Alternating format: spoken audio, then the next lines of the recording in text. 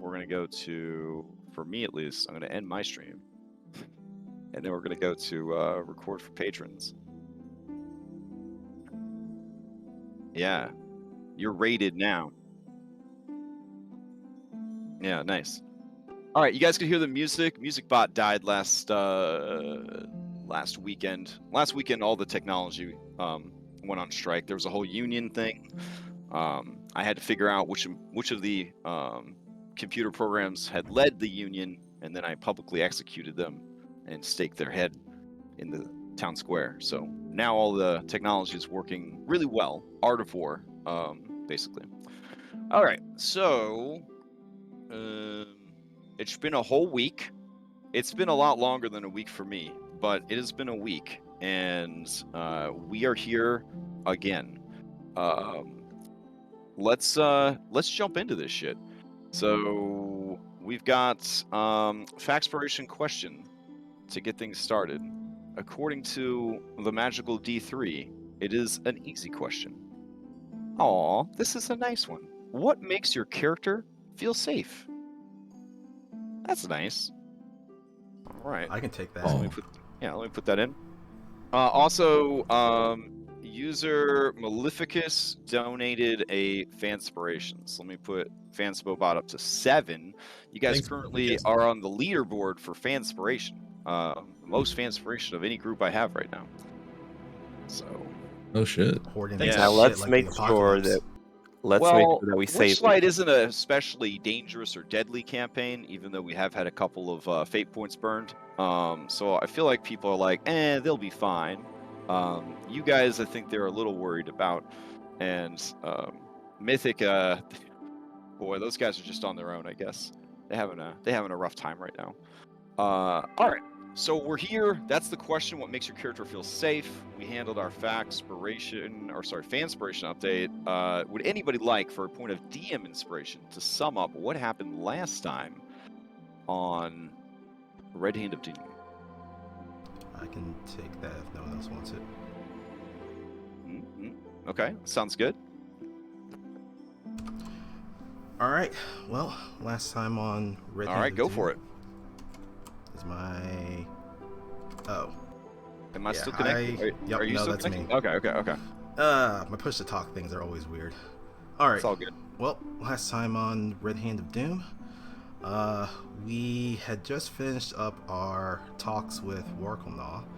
He agreed tentatively, but through the gift of Barnabas, he agreed to at least hear us out and to partner with the Claws as well as Drellin's Ferry to hopefully push back this invading force of the Red Hand.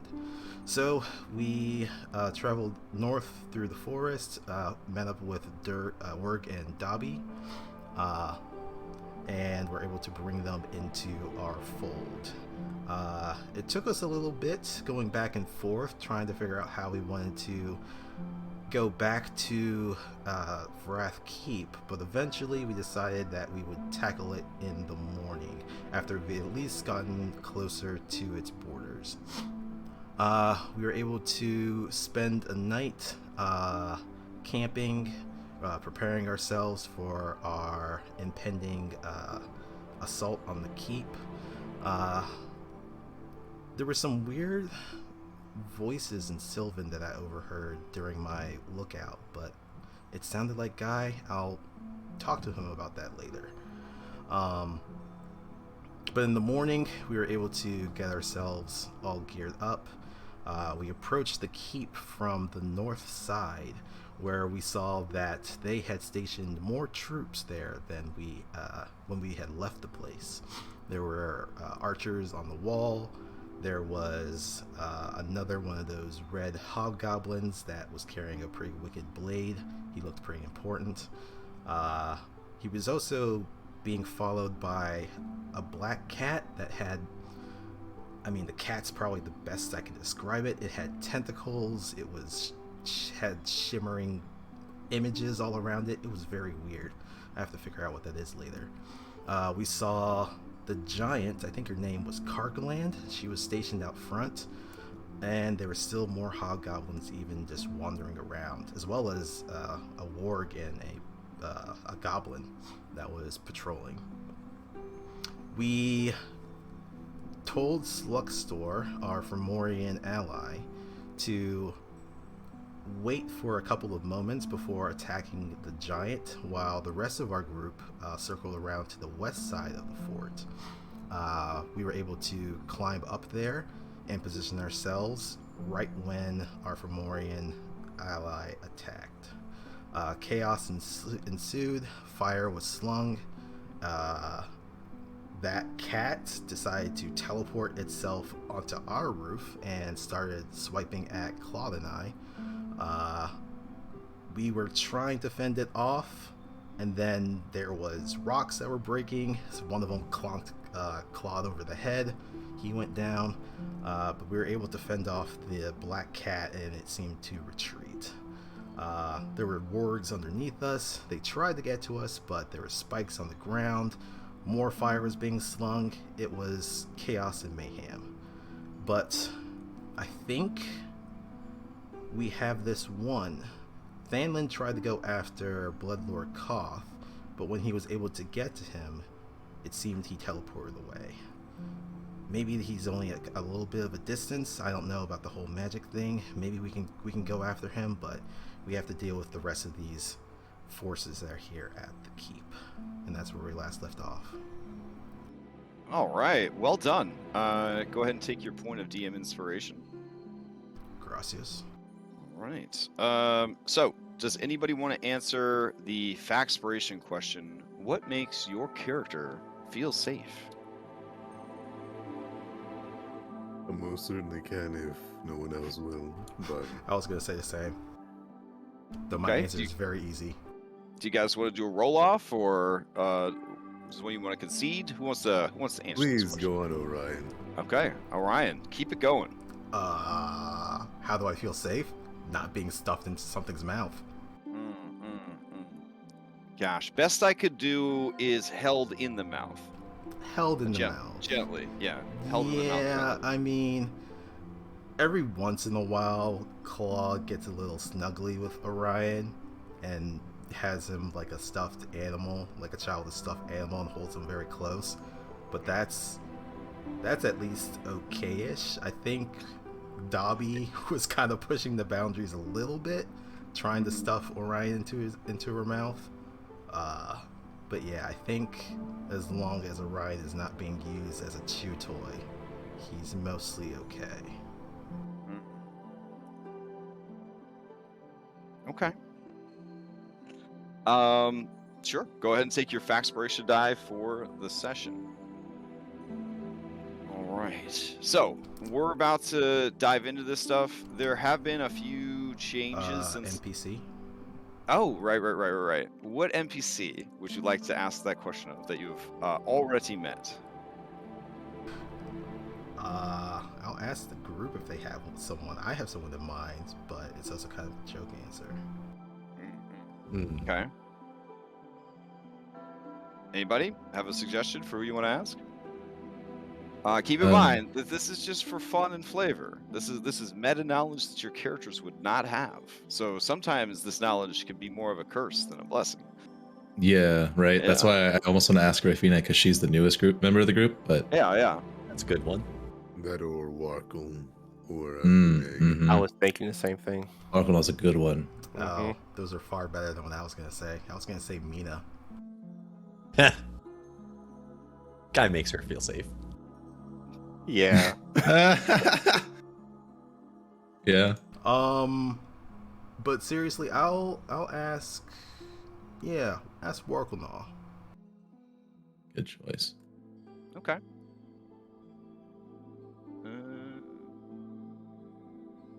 All right.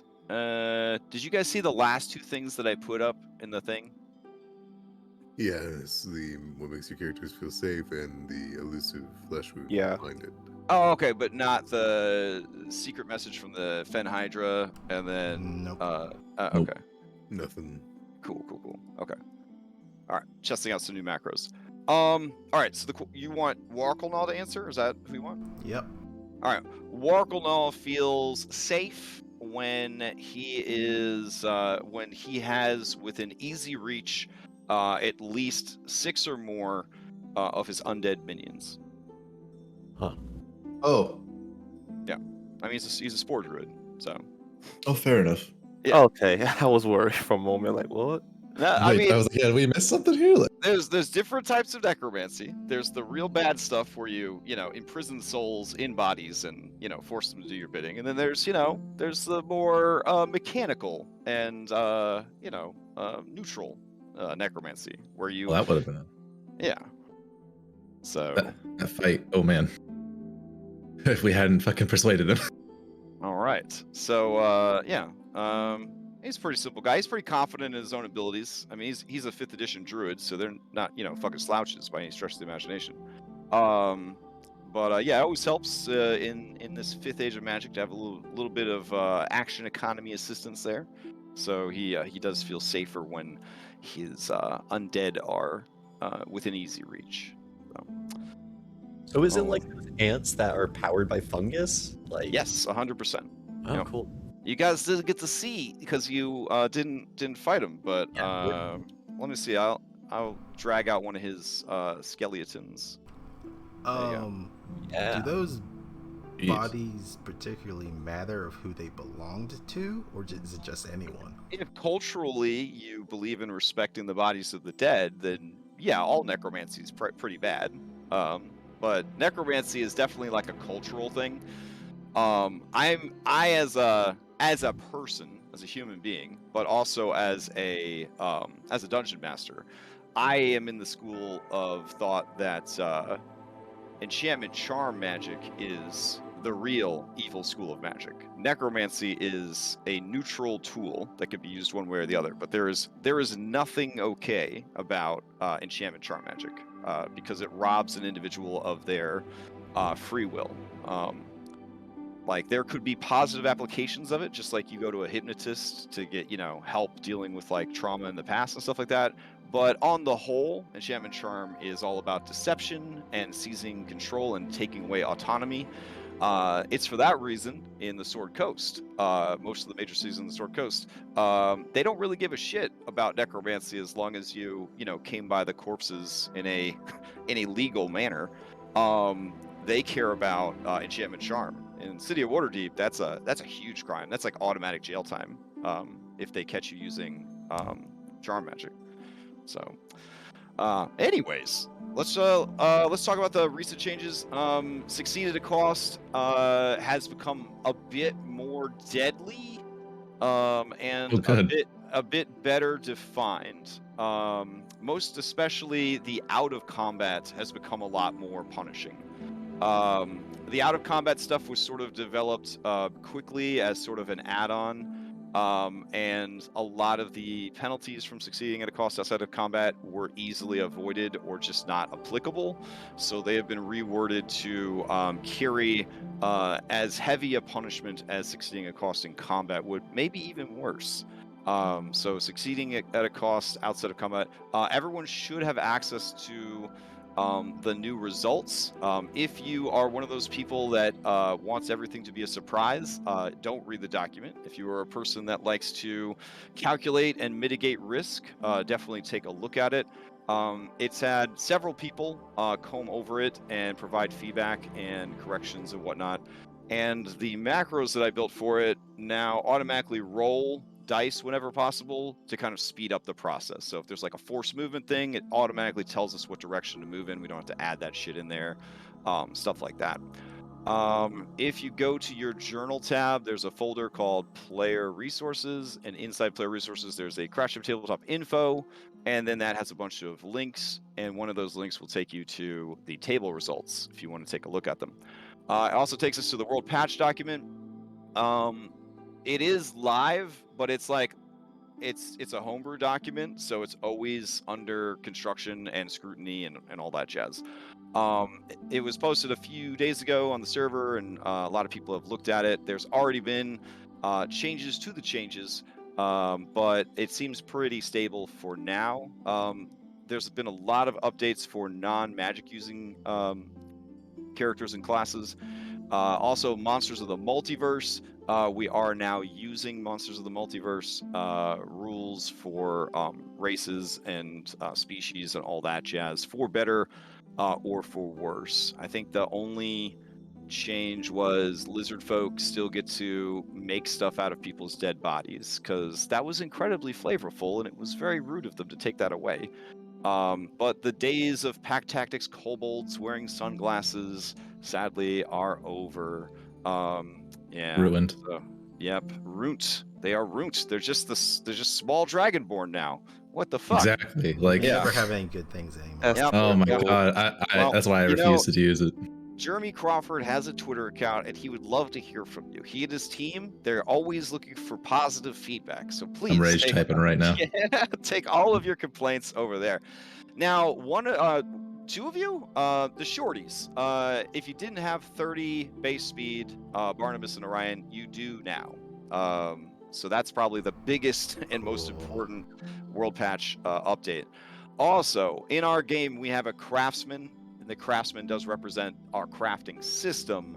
However, if you would like, we can also layer in the new Solasta-inspired crafting and learning system. It is on you guys to opt into that or not. But essentially, I'm going to start building a database of recipe cards, and then you can sort of like, find ingredients and craft stuff and blah, blah, blah, blah. It does require tool proficiency to engage, but the learning part of it means that any character could constantly be learning a new weapon, tool, or language at any given time, or doing research. So it does pay to kind of read that document and get yourself set up with a background task, because you never know when your character is going to be bored and want to advance those a little bit. And shit. Bit of Anything a else? personal thing. So Mousekin and Valdes, they got 30 feet of speed, but they lost Brave. Do you want me to take that off my sheet to reflect the Valdes change, or? Just leave it on there. So. Okay. Yeah. I'm a little conflicted. I almost want to have my 25 feet. Wow. I mean, You have fun with No, that. you will move at the same speed as everyone else. There will be nothing unique about it. I have Okay. I have filled in my application in triplicate. It's So all your my, desk. my counter argument to it is like the why I'm in support of it, even though I've been playing with slow dwarfs and halflings since I was a small child, is I own pugs, and they're faster than me. I can't outrun them. I own a cat. It's smaller than me. I can't outrun it. I've had children. They're pretty fast. Admittedly, I could catch them, but only because they I get needed tired to make faster. sure. Yeah, I That needed to make reach. sure they didn't run into the street or something like that. I was kind of fueled by parental adrenaline. It doesn't make sense for any of the slow smalls to actually be slow. It just doesn't make any fucking sense. So that's one of the only things about the race changes that I was like, yeah, that's pretty good. But looking through it, I was very happy about a lot of the changes. Just better orcs in general. If you like Goliath, they're fucking awesome now. If you are the ultimate Gish multiclass metagamer, you can't get any better than Githyankai. Just fucking shield as a racial spell that you can now spend spell slots on. Just the most broken shit in the whole world. So yeah, like there's something for everybody in Monsters of the Multiverse. If you are a person who likes feeling like that you're in control of Dungeons and Dragons, and you play a lot of Adventurers League and Pathfinder, you probably don't like Monsters of the Multiverse changes to the monsters. We've already been doing most of that shit in our games already because of Giphy glyphs and just instinct and 4th edition inheritance and all that kind of stuff. But most of the monsters in Multiverse, they don't use spells. They have spell-like abilities. Yeah. So the evil wizard, he doesn't use Eldritch Blast. He just fires Force Blast out of his fucking staff. He doesn't cast Fireball. He casts Arcane Fire. So you can't counterspell these motherfuckers. You can't break their concentration, and any of that kind of stuff. So if you build around that kind of stuff, more and more you're going to be more and more disappointed. Because now that that is their official way of building monsters, Dom and I have zero guilt about the sort of monsters we create and send against people. Before there was a little bit of guilt, like, oh, I don't know, guys. What's the point of being a good guy with counterspell if like all the bad guys don't even use spells anymore?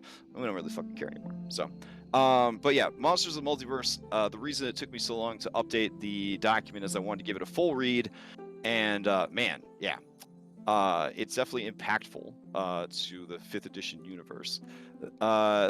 Last thing to mention is A5e maneuvers are available to pure martial classes. I don't think any of you are pure martial classes, so that's probably not in any way impactful for you Technically, guys. I'm the only one, I think. As a ranger, I get them also. I mean, I have no spells. I'm all martial. I have full progression of them. Are you He is a martial. Are you a fighter, a rogue, a monk, or a barbarian, or a pugilist? Those are the only 5 that are qualifying right now. Well, I guess. Oh, I'm just a martial.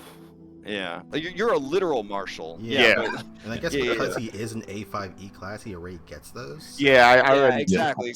Yeah. Yeah. A5E is off on its own. It's like, they're like foreign exchange students. You know, they're like, Yo, what up? Technically, craftsman's a martial class. I felt that. Craftsman most assuredly does not count as a martial class by my standards. Yeah. Does a beast heart? Absolutely not. No. So I'll say it again. Had to try. Fighters, rogues, monks, even elemental monks, because they're trash anyways. So fighters, rogues, monks, pugilists, and barbarians are the only ones that qualify for these martial benefits. Now everybody can benefit from the. They're not really new, but they're new to us. Combat maneuvers taken from the Dungeon Master's Guide. So for Curse of Strahd, since it's not magical, I'm looking for more and more things to do in combat without using magic. So dug into the DM's guide and grabbed a lot of those cool things. We already use a modified flanking that gives you a +2, doesn't give you advantage. But we've updated the grappling rules. If something is 2 or more sizes larger than you, you can grapple it, but that just means you're climbing around on the monster. Which is actually an official rule in the Dungeon Master's Guide. Hell yeah. There is disarming, which we already had, but now it's officially covered by raw DMG. Everyone can mark now. This is not a cool mark by any stretch of the imagination, but it is something that you can do. There's a couple of more in there that are pretty interesting. Once you get to, well, we don't have any pure martial or true martials, but true martials unlock an ability called Cleave, which is absolutely fucking bananas. So that's a whole thing for another time. But anyways, it's definitely worth a quick read through. If you're patient though, I will be going over those rules this week on stream, and then I'll put the stream video up so that it's like, hey, this is what we changed and this is why we changed it. So you don't have to read a 60-page document to figure out what the changes were. Yeah, so that's about it. All right, let's play some actual, for real Dungeons & Dragons. Thank you for your patience while I gave you those patch notes, essentially. And Smalls, congratulations on being able to move as fast as everyone else. Yeah, I'll take it. It's gonna be great. Yeah. I mean, don't worry. Like, I could definitely have something eat your leg, or there's all sorts of things. We're still gonna make creatures that can chase us down. Oh yeah. We just have 5 more feet of movement before we get pounced on. Okay, so we were mid-combat. Oh, I'd also removed about 90 mods. So if a particular mod that you are dependent on is missing, let me know. But things are running a lot smoother and a lot faster. So I'm probably not going to put them back unless there's a big outcry to have them back. All right. Let's see. Combat. Is that Displacer Beast still there? It's running away. Okay. But I mean, it does not want to fight you guys anymore. Okay. Yeah, we came in fucking swinging, boys. Yeah, we pretty much only have one more loose end, which is the Manticore. The mini boss is also still here. He might let someone out. Carcaland is deformed. Oh, I'm in the Blade Master. Oh yeah, I forgot about him. He's the mini boss now. Remember that being a joke from last week. Yeah, for sure. All right. Upon So one of the benefits of this campaign, if you watch some of my other games and watch me prep, you know that I love constantly using new monsters all the time. Like, we already used this like 5 months ago. We don't want to use this monster again. Let's grab something new. This campaign, it's a lot of repeated mobs. So it can feel a little boring, but it's also kind of nice because you kind of get a feel for these mobs and what they could do, and you can kind of plan around it a bit more. So that's sort of a part of the theme of this game, is that there are these sort of recurring mobs that you're going to be running into over and over again. All right. I say that because this Blade Master, for example, is one of many. He is not special in any way. He is a normal hobgoblin unit that you will be encountering. Yeah, more and more. I refuse to believe that. He is the Blade Master. No. He is a Blade Master. And every time we face another Blade Master, it is just him. Yes. He is parts of a octuplet. Nemesis unlocked. Every time he has new scars. Does anybody remember who went at the end of last round? Otherwise, we'll just have Barney start us off. It was pretty sure it was one of the hobgoblins. They finished off the round. I love that honesty. All right, cool. It's because I watched the video before. Okay. The video that's queued up to be rendered, but I haven't had time to render it, so we're probably just gonna get. They'll probably be up Sunday. So, let's see. We'll say that it was Loquacious ended things. All right. So Loquacious is going to pass to the Displacer Beast and try to encourage the Displacer Beast to get back into combat. Here we go. All right. Been 3 rounds? God damn. There was a lot of units, yeah. You guys were very patient, and then we had the tech issues last week and stuff. Ugh. All right. So the Displacer Beast does not care. It is not looking back. It is not like, wait, maybe I should stay. It is just getting the fuck out of there. So it's going to move its considerable speed. Actually, for a beast, 40 isn't anything to brag about. It's going to move, and then it's going to dash. My hex. Gone. And then it is going to Misty Step, or sorry, Phase Step. Hey, Monsters of the Multiverse, am I right? And that will be its action economy as it just tries to get the fuck out of there. All right. It will pass back to. That would be pretty dope. All right. It's gonna pass to Callahan. Callahan hears something. An order that is being given. It is going to pick up the Blade Master. And it is going to throw the Blade Master at you guys. Oh, this That's man's sick. ballsy. Oh, I'm excited. So let's see. They're going to use Fling, Thrown, Creature. All right. Now this is funny. She has Uggo Curse. Does that mean her strength is also at disadvantage? It is. Normally, they don't have to make a check for Fling, but it might be worth it. Let's see. She had to pick him up. She had to move. Best she could do is here. So that's not even gonna. That's not even gonna get him all the way to the building. All right. So I'm gonna. Rather than ask for any kind of check from her, I think I'll just go ahead. I'll do an athletics check. Here we go. Let's see. Ooh, not great. So an 11. I'm going to say that she could only throw him like 30 feet. So she's going to chuck him, and then he's going to like kind of not go very far at all and sort of like slam into this wall right here and take a bit of damage.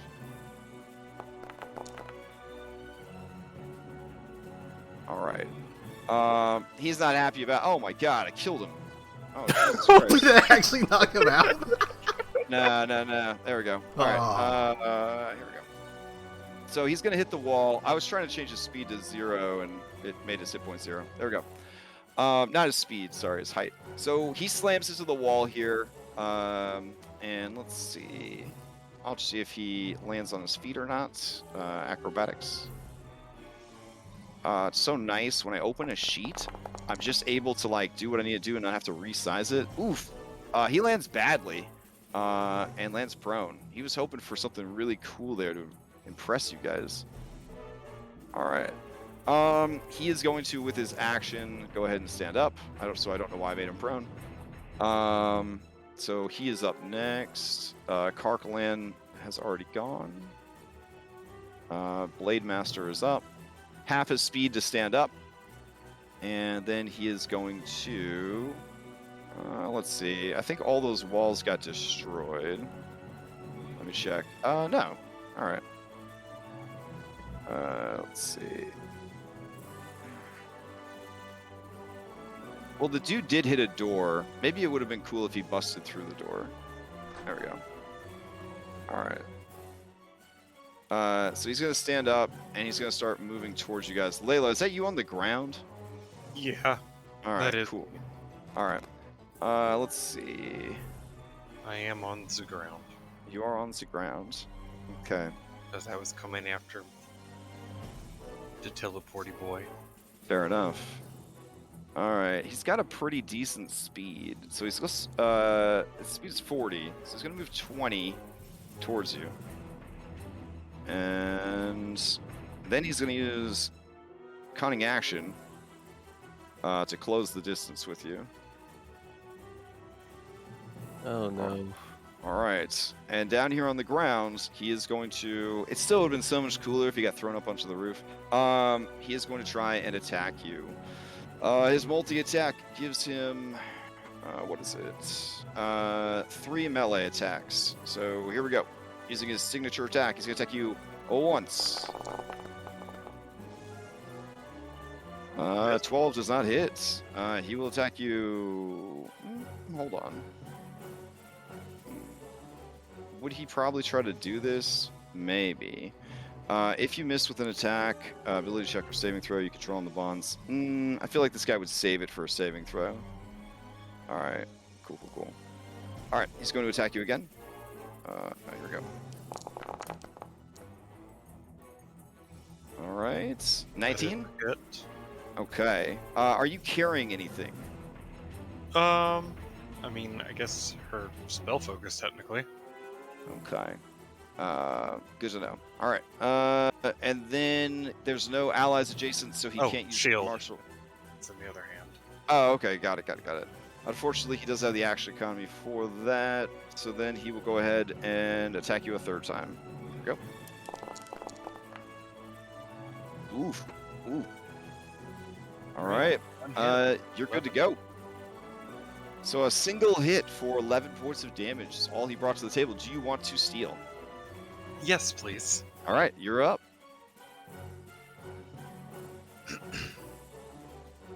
Well, let's see. He is already here, unfortunately. So, I am going to simply...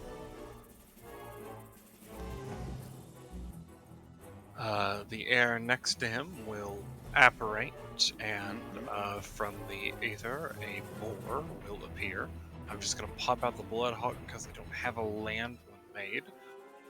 The attack stats are the same. It's just got more HP and flanking. Basically, it has pack tactics. Okay. Instead of flyby. All right. And this boar is going to kind of tusk into him.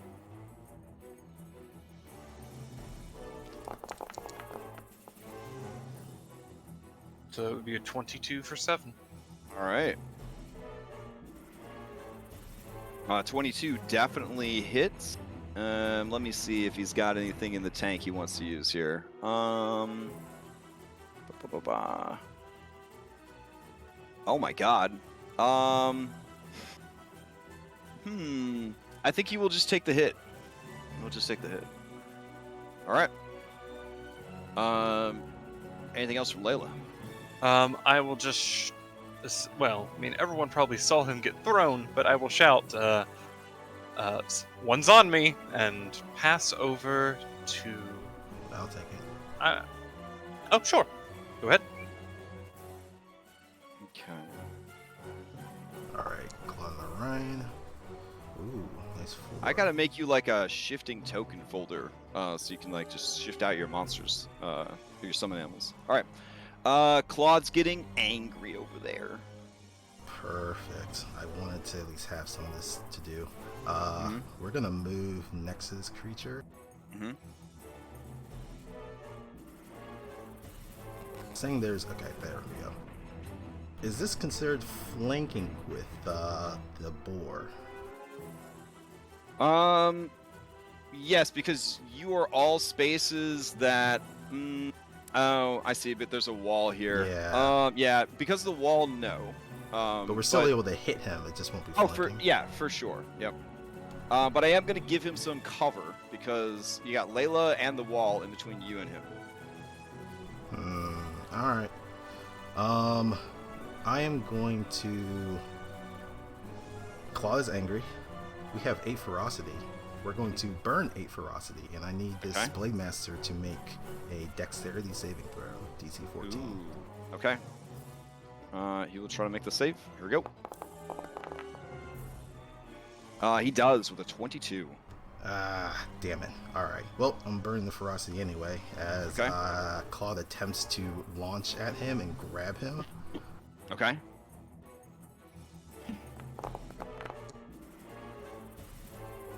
As we try to do paw enforcement. Enforcement. But okay. he made the save, so he is neither grappled nor restrained. But he still does take half damage, so he takes 8. Alright, he takes the 8 damage. A smart way to deal with someone having cover. Nice. Yeah, and then Orion's just going to swipe So at him. for those of you rules aficionados, yes, cover can apply bonuses to a dex saving throw, but he already made the dex saving throw anyways. So, all right, keep going. Oh man, it lingered on that nat 20 for a second there. Yeah. 22 for 6 though. 22 for 6. Even with the cover, a 22 is enough. All right. This was Orion did that one? Yep, that was Orion's slash there. Okay. Orion, you also have cover, which would bring your armor class. You guys are literally fighting through an ally and around a corner. So you have 3/4 cover. He has 3/4 cover. I feel like this is an opportunity he might take. I don't know. You got all that cover, and there's still other allies he's got to deal with. 3/4 is +5, right? Yeah. So your armor class would be It's at 21. Yeah. All right. You know what? He's gonna go for it. Assuming that, much like the Goblin Warg Riders, that if he could take out you, he may or may not demoralize your lion. He is going to use his reaction for retaliate. And he's going to attack you 3 times. Oh. Shit. All right, here we go. These are trying to hit a 21. I wish I had grabbed him. Orion got this. 2. Don't worry. And 3. Oh noes. Never mind.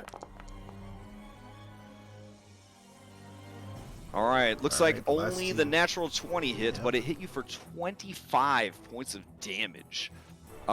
It is the most anime sword fighter thing that you have ever seen, Orion. As you attacked this guy, he like leaned into the hit so that he would be close enough to just stab you through with the blade. He gives it one precise twist and pulls it back out, damaging your insides as much as possible, leaving a spray of blood everywhere. Well, I was at 52 HP earlier, and he dropped me down to half of Woof. that. Thank God I had Damn. the temp HP. But yeah, I'm still standing. With a flick of his wrist, the blood spatters at the feet of Layla, and he motions for you to attack again. So let's make sure we attack him before his turn comes back. This is the kind of face-off I love to see. Like, you staring at him from the back of your lion, him staring at you. Both of you have narrowed eyes and weapons drawn. Good shit, good shit. Interposing the building between the two of you for defense. All right, who do you pass to, Orion? All right. I will pass to. Let's get the people up there going. I'll pass to Guy. Do you have anything that you're trying to do? All right, guy up on the roof. What you up to? That guy up on the roof is going to move about. He still has a smirk on his face. He'll put his head down in. This one's unconscious, right? Yes. Yeah. Yeah. All right, cool. Guy is going to lean over the side to Layla and say, "You've got that right." This one hits hard. Hopefully. He raises an eyebrow. Do you need my assistance? No comment. All right. No comment. Yeah, he'll turn around then and he'll say, "Let's ooh, look at you." Oh, and looks at Callahan, realizing the shape, and has some pity in his eye as he kind of steps up, but gives her some attention. He is going to throw out a hand, and he'll start having them be distracted by something else. He's going to use his Mirror's Mischief just outside the gate to make it a problem for any of them to get in on us. Okay. All right. Let's place that. I put a big purple thing on her so I remember that she is evil-eyed. The Uggo curse. Yeah. And a charisma save on a long rest to remove, so she'd probably be Uggo for quite a long time. Yeah. It's a rougher. Okay. So Mirror's Mischief, so on her turn, she will have to make the save against it, yeah? No, it's gonna pop immediately. Okay. And then it will happen, and then every time it hits my turn, it's like a pulse of whatever happens next. So it's gonna be a Wisdom saving throw from her. All right. Here we go. 18. That is enough to save. Okay. And then bonus action, Guy is going to look down at Layla and say, "Don't worry, you've got this." And we'll give Bardic Inspiration. Okay. All right. Who do you Let's pass that over. Next? Let's pass that over to Fanlin. Fanlin, you need to get in here. Okay. Quick question. Right before he left, teleported away, you describe him as having books in his hands? It looked like he was it looks like he was scooping everything up off the desk that he'd get a hold of. Would I notice anything still left? Do you want to use your action to investigate or search?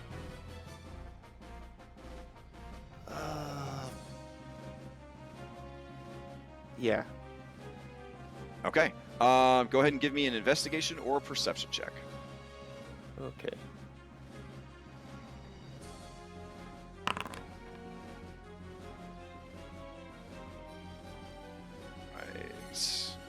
Right. Let's see. Oof.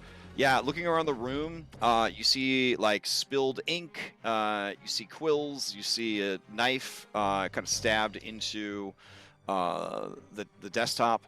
You see the chairs are overturned. You don't really see anything of interest that was left behind. At least not with your cursory one combat round perception check. Okay. All right. You still have a bonus action and a move.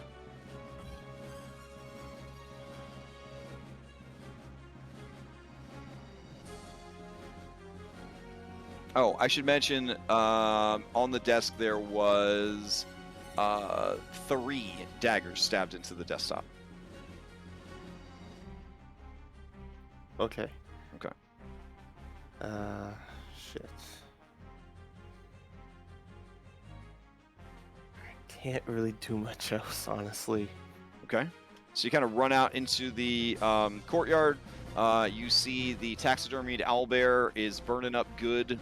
It's soggy, sawdust interior, slowly kind of catching fire, but mostly it's the feathers and fur and just the preserving chemicals that seem to be really making it like a noxious sort of stink coming off of it. You see laying prone in the doorway is Hobgoblin Soldier. And there is this unridden warg, which looks like it is desperate to either kill everything or get the fuck out of there. It's sort of like tilting back and forth between aggression and fight or flight, essentially. And as you turn the corner, you see blood all over the place. You see a magical boar, a starry druid, and this guy, and just a hint of white paw occasionally swiping at the guy from the other side of the wall. Gotcha. Yeah, they're on their own for now, so I will just end my turn and pass to Jert. Okay.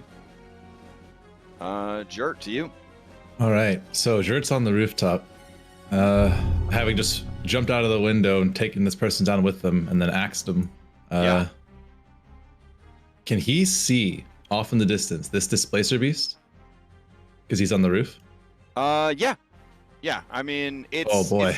It's hazy and it's like, flickering back and forth. But yeah, you can see it. Yeah. So he turns around but doesn't move, meaning he gets access to his accuracy reserve. As long as he doesn't move, he gets a +1 to his attack rolls.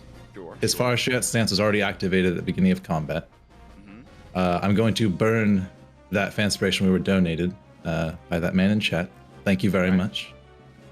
And with my far shot stance, Jert's going to withdraw the returning short sword that Barnabas crafted. Its long range at disadvantage is 180. My far shot stance increases long range by 50. I can hit it from here without moving. So I'm going to whip out the short sword with the Factspiration to make a straight roll at it from all the way over here. Okay, so you're gonna throw a sword. A returning short sword, 210 feet. Yep. 210 feet. Sure, go for it. Xena this. Please, yes. This is what Fanspo is for. Here we go. 22. All right, let's see. It's 7 because it's thrown, and then if he's still alive, I'm going to burn all of my trained accuracy reactions to add more d6s. Okay, how many d6s do you want to add? I can only add 2, so I add 3d6. 2 of my wisdom, rather, because I don't have any higher the wisdom modifier than that. Okay. So he gets, in total, 13 damage. 13 damage, you say? Yeah. Man. Gosh. Yeah, that'll drop him. Oh my god. Wow. Oh, You just sent a screenshot of the fucking hit point pool. epic. Unfortunately, range, I don't think I can choose to knock it unconscious. Can I, or can I? I'm okay with you knocking unconscious. I Oh, don't know what's fuck gonna yeah. do with the fucking displacer beast, but I don't know. Yeah. So he slams his foot into the cobblestones of the roof, burns everything he has, and fucking hucks this short sword 200 feet across the roof and over the trees. all right. Bonks this thing in the forehead and then catches it on the way back. Okay. It's close to the top of the most unbelievable non-magical shit I've ever seen. So Yeah, Close, only thanks to close. Barnabas. That fucking weapon he crafted's long range is 180. It's crazy. Are you sure you don't want the longbow? I'm sorry, No, I I'm have good. to ask. Throw it like a boomerang, man. Yeah. Speaking of boomerang, if that thing hadn't died, you know what I mean? Because we still have that in the background. Throwing it like session 4, I think it was. Oh, yeah. All right. That's Yeah, Jert's first attack, so he's gonna. I can't move because I use my trained accuracy, so I can only throw my axe now. Okay. I won't get access to my dual wielding, unfortunately, because I can't move. So I'm just gonna huck an axe at the warg down here. okay. Or this owlbear's still alive, right? And he's fighting against Owlbear's a us. statue. It's Oh, he's a statue. Oh, okay. Oof, scared me. I'll go for the warg then. Okay. I'm assuming you have some kind of ability to cancel out cover. Otherwise, it is going to have cover because you're up, no, you're I up on don't a ignore roof, cover. and yeah, he's down there, so there will be a little bit of because like he's a wolf over here, and you're like over here. Very much So- understood. Yeah, I don't have. Yeah. I don't have sharpshooter or anything. Okay. I mean, So I it's think a he warg. has- It doesn't have great armor class. I'm just letting you know that it will have some cover. Yeah, Like, you can still get a shot. understood. All right. Go Yeah, for I'm just meaning I don't ignore that or nothing. I need to get that feat still. it. Okay. I think I missed though. I think I rolled a 2. Yeah. All right. Yeah. 10. So you chuck it and barely able to kind of see it over the roof. You kind of like aim for this sort of area, and it does not hit. Okay. He right. catches the axe and sword, and that's everything he can do. So I'm going to pass to Barnabas. Okay. Barnabas, you do not get to act because the wait, no, yeah, the warg didn't get damaged. Yeah. Barnabas, you're up. What do you got? Oh, I look to Jert and say, "Nice throw." And Yeah, then so where we're standing, there's still the tower above us, and I believe there's still a hobgoblin there. Well, I mean, yeah, tower here, but yeah. Yeah, sorry. But I think there's still one standing in the window, so I'm gonna move till I can see them at least. Okay. Yeah, they're above you, I essentially. can't move through the cameraman for some reason. Okay. Oh, I'm holding the cameraman. You got that weekly hum going on again. So. Sorry. Oh, no worries. I'll So yeah. Headset. Okay. Well, yeah, I'm just trying to move into a position where I can see that soldier up in the tower, and then Sure. Cast a new hex. Oh wait, no, I don't have to cast a new hex. It's down, so I'm going to use my bonus action to move my hex, and then I fire Eldritch Blast. All right. Eldritch Blast. Good, not good. All right. 13 is not going to hit. Second blast. All right. What's that D8? There's D10. 19.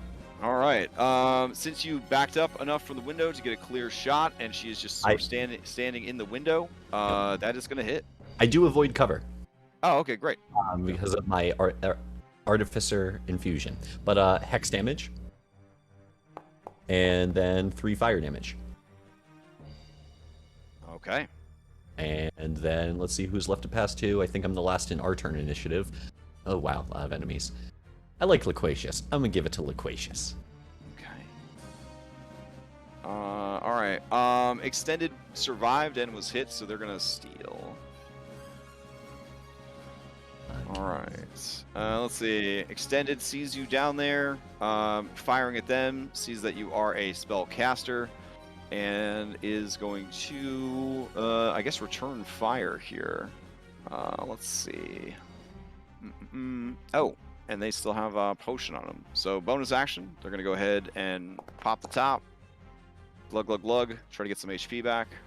Ah, monsters healings. Come on. I hate to see it.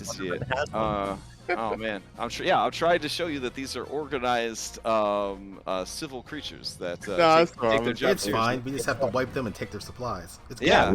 Awesome. Yeah, every single one is a fucking healing potion. Come on, guys. All right, it's gonna go ahead and take one shot at you. Here we go. And... That looks bad. 11 is going to miss. All right. It is going to move into the room and kind of duck out of the way, try to move itself away from the window. So I'm going to remove this cameraman. All right. You've already acted. They will go ahead and pass to Spattered Warg. All right. I'm going to roll Spattered Warg's morale real quick.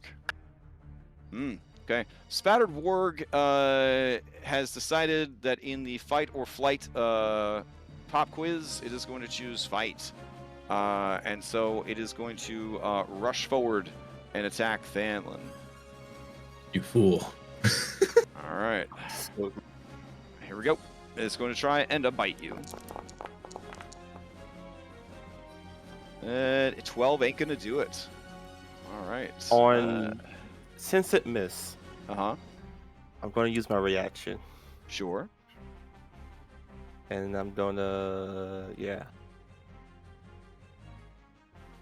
You fool! All right. An opponent that strikes at you invites peril as they find their momentum attack turned against them. When a creature within your reach misses you with a melee attack, you can use your action to try and throw it. The creature makes a dexterity saving throw or moves 15 feet in a straight line in the direction of your choice. Oh, that's dope as hell. All right. That's fucking cool. All right, here we go. Oh, one or more controlled. Yeah, I have the work selected. There we go. Come on. Okay, it does not make the save. Now, quick question. Uh-huh. Would you consider being thrown up into a straight line, like up in the air? Would that count? Let's see. It's definitely not rules as intended by any stretch of the imagination. I didn't write this ability, but I can't imagine that they were like thinking that that would be a good idea because then the creature would come right back down and take an extra d6 points of damage. That's what I'm hoping for. Yeah. I'm gonna say that the momentum of the creature it needs to go in a direction other than straight up. All right. all As it misses, Stanley will grab it by the jaw of its mouth, Okay. twirl it, and then throw it back at the wall. Okay. Which wall? Just kind of left click, hold where you want to go. Okay, back where the way it started. came. Okay. So you kind of grab it and kind of. Gosh, what weapon do you use? Sword and shield? Yeah. Okay, yeah. So I'm gonna assume that you just shield smashed it in the face so hard that it's just like kind of end over end, gets tossed back there, kicking up rocks and dirt and debris as it kind of shakes its head in confusion as you throw it back. All right, sounds good. Let's see. The creature looks at you warily, and it still has some movement left. So it is going to give you a wide berth as it tries to head this other direction. So we've got 10 foot, 15 foot. That's about as far as it could go. And it's definitely like keeping its eyes and face like aimed towards you, but sort of trying to kind of move towards an authority figure, as it were, a more alpha creature. It is frightened and confused by the strength coming off of this very small human. All right. Let's see. It did not do any damage. It will pass to Loquacious. All right. Loquacious is up, and they're going to. Oh man, come on, Foundry, you could do it. Loquacious is going to turn the corner here, and he's just going to take a shot at Thanlin with his bow. There we go.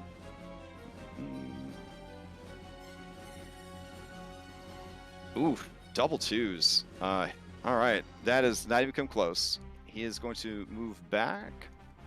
Let's see. And try to get some cover here. So with the remaining movement, you do 5 feet. So he'll rush here, try to get some cover. There we go. All right, let's see. Up in the rooftop, we got Extended has already gone. Let's see, where are you at, Null? Null is trying to run for it, it looks like. Shit, I don't even see Null. Hold on.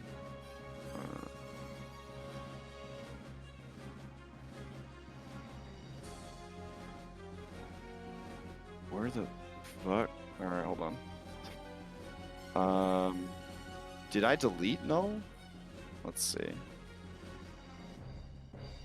It keeps telling me that they're there. Oh, yeah. Fucking Null ran away. Alright, good. Get that off the tracker.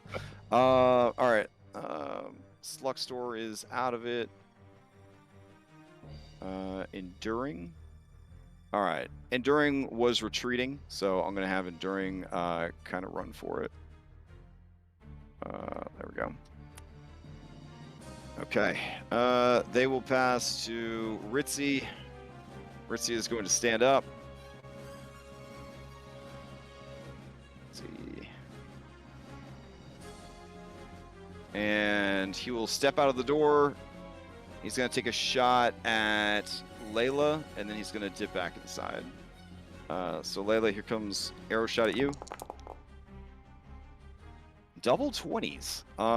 So that's going to be 17 damage, and then he is going to activate, since you are adjacent to one of his allies, martial advantage, which is going to be 2d6 plus 12 on a crit.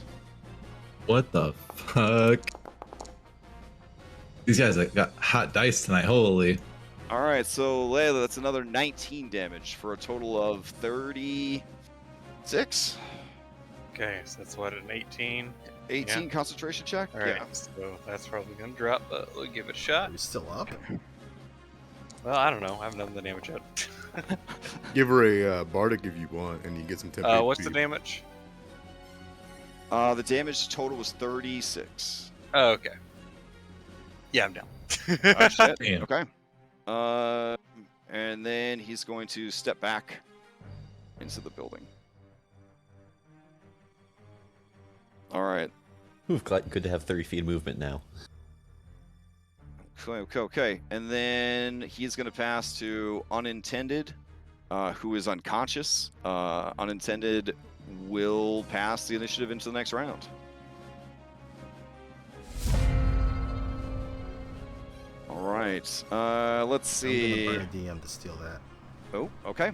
Burning an inspiration. Or actually, sorry, Fanspiration. You're gonna burn him with Fanspiration? Okay.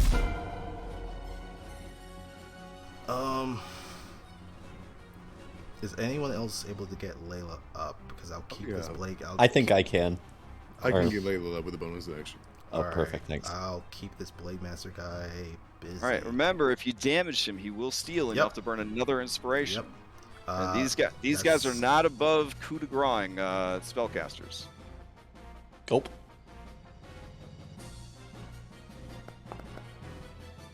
Alright, we get 4 points of ferocity because he started 5 feet within Claude. Okay. We're going to burn that immediately to make him hit our chosen quarry. Okay. And then both Orion and Claude are going to ready actions to attack.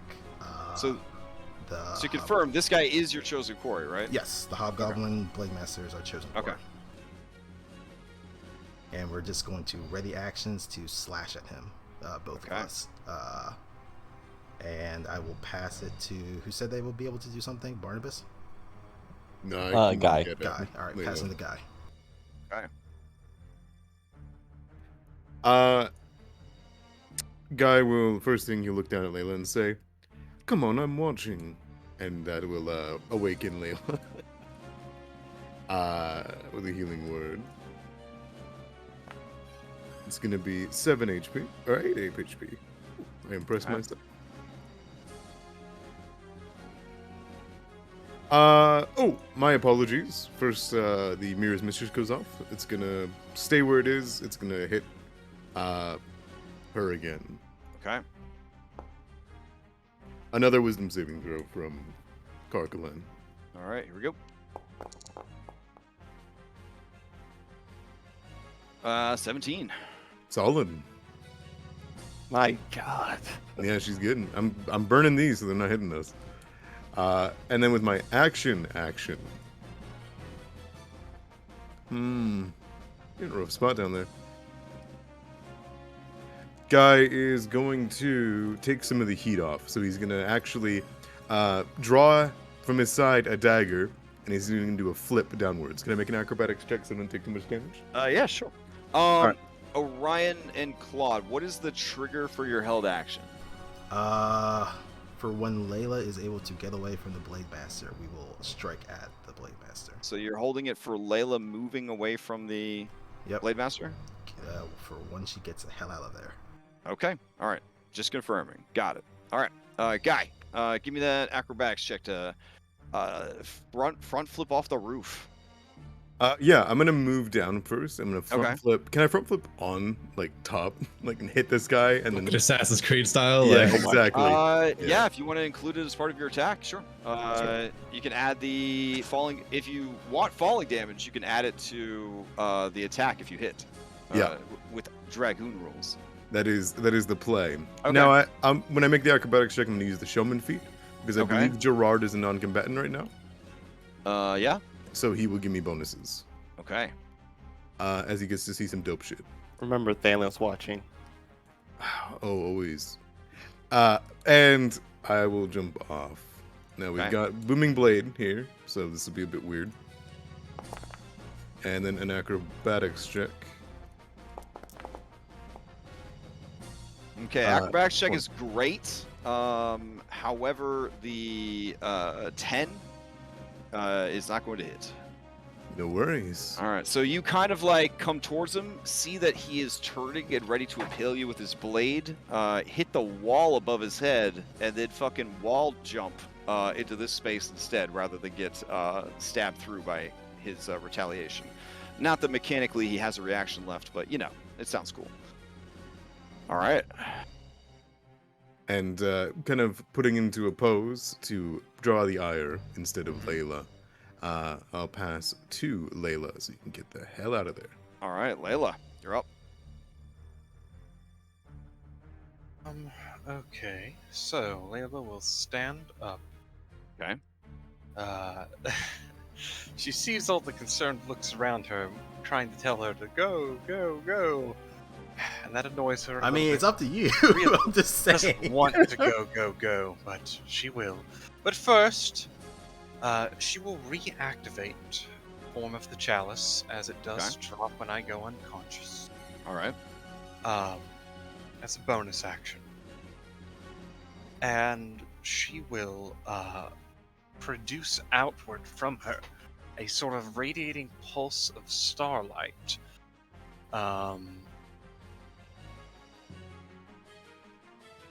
And since it's an action to use it, I believe Aura Vitality activates on the turn you use it, right? Bonus actions from there on. Okay. It's an action to activate it. Let's see. Aura of Vitality. Here's the spell. It's kind of weirdly worded.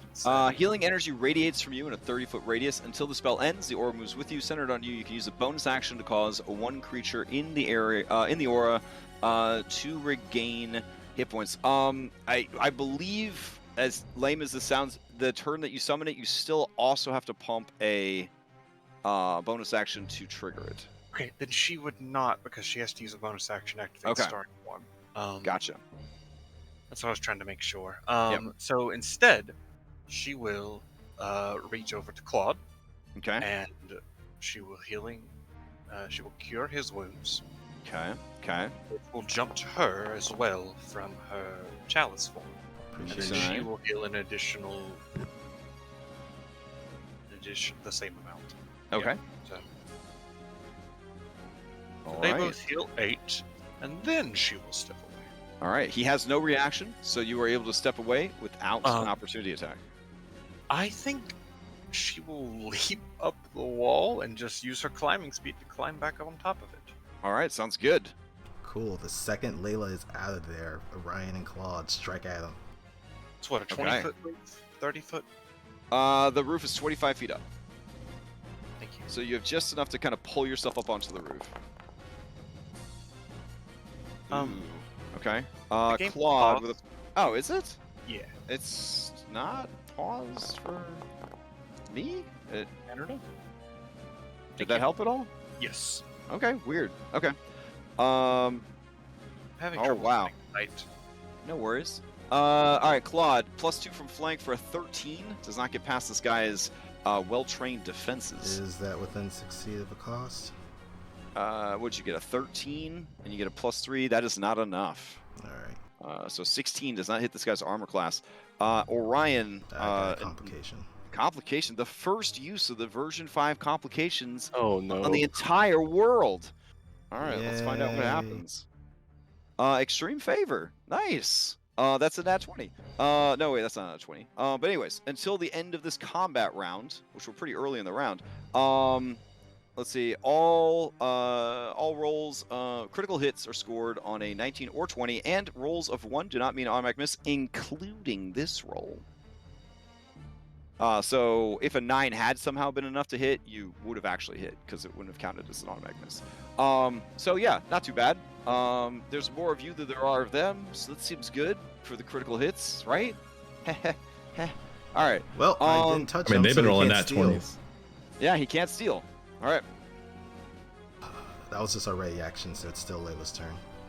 Okay. I moved, and that would be it, just climbing up. Okay, who do you pass to? And healing. Since he did not get damage, he can't steal. Oh gosh, I'm sorry, I'm reloading Foundry, so whoever's available, if anyone wants Sure. to take it along, You can choose Barnabas, Thanlin, Jert, Layla, or the bad guys. I guess Thanlin, wouldn't be on sure, that you can list. take it. Thanlin wouldn't be on the list? No, you said Layla. Oh, Layla, yeah, you can't pass yourself. Yeah, so Barnabas, I Thanlin, passed or it Jert. myself. Let's take infinite turns. No, it's Yu-Gi-Oh! /Commander. Okay. Barnabas, Thanlin, or Jert. Who you pass to? No? Nobody? Alright, we're just gonna pick Barnabas, you're up. Okay. All right. My friend in the tower went behind cover, Correct. and I have 30 feet of movement now, and that's 25 feet up. Yes. I would like to climb the tower. Okay. You has climb speed? I has. Okay. I don't know. I think I can drag myself over there. This climb speed is some item you crafted, or Yes, my armor has integrated climbing equipment, which gives me a climbing speed equal to my movement speed. Oh my god, you got like those wire shotgun things like fucking Attack on Titan? Like that's Yeah, how exactly. he climbs places? Yeah. Holy shit. Oh, that's awesome. I like shoot little grappling hooks out that help pull me up. All right. That's dope as hell. Okay. All right. So you, with your newfound speed, you fire yourself up and into the windowsill. Okay, and Okay. I'm 15 feet away from this person. I Yep. guess And they are hexed by you. Oh, they're hexed. Then I'm just gonna Eldritch Blast. I don't need to Burning Hands Okay. because I'm not too close to them. I thought I was gonna end up in 5 feet of them.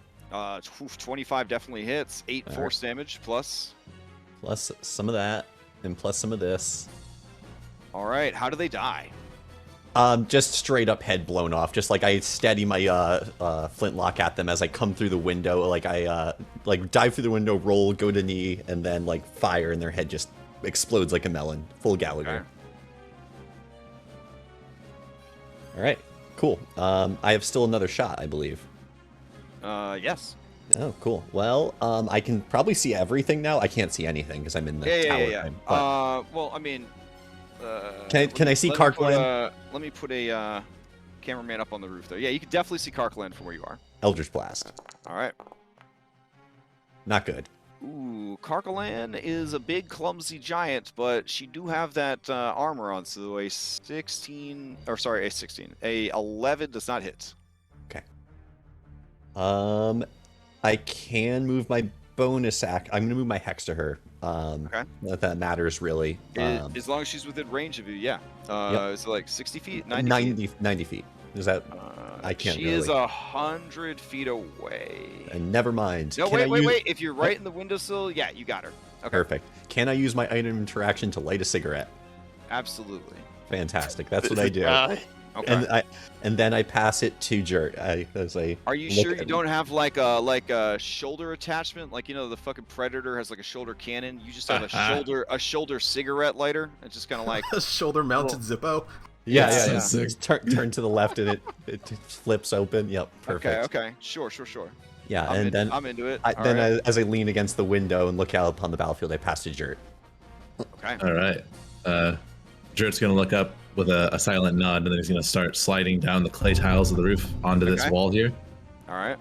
And then he's gonna move to get Karkland into range of sight, and then he's going to bonus action. Oh shit, she's too far, I think. Hold on, let me check the spell. Yeah.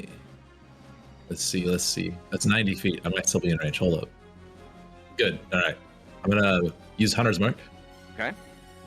And then I'm going to pair an action to huck the returning short sword with my Hunter's Mark active, the trigger being the end of Thanlin's turn. Okay.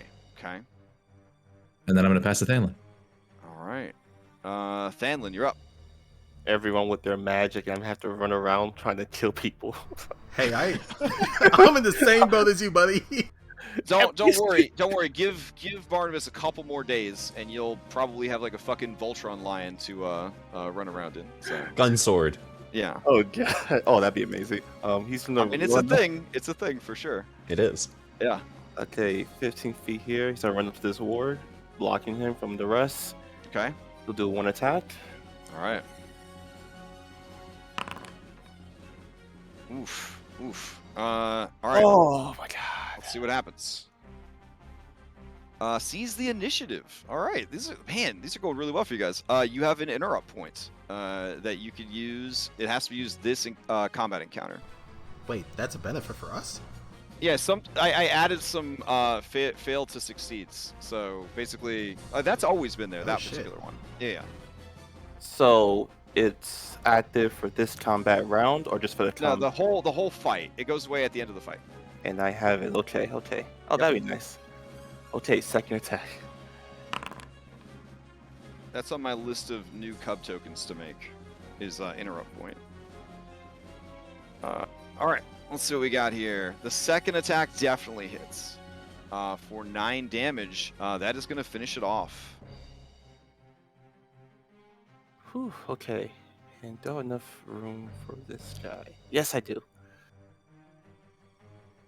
Aww. After I kill the ward, I think there was a spatter update, and it broke all of my registered blood.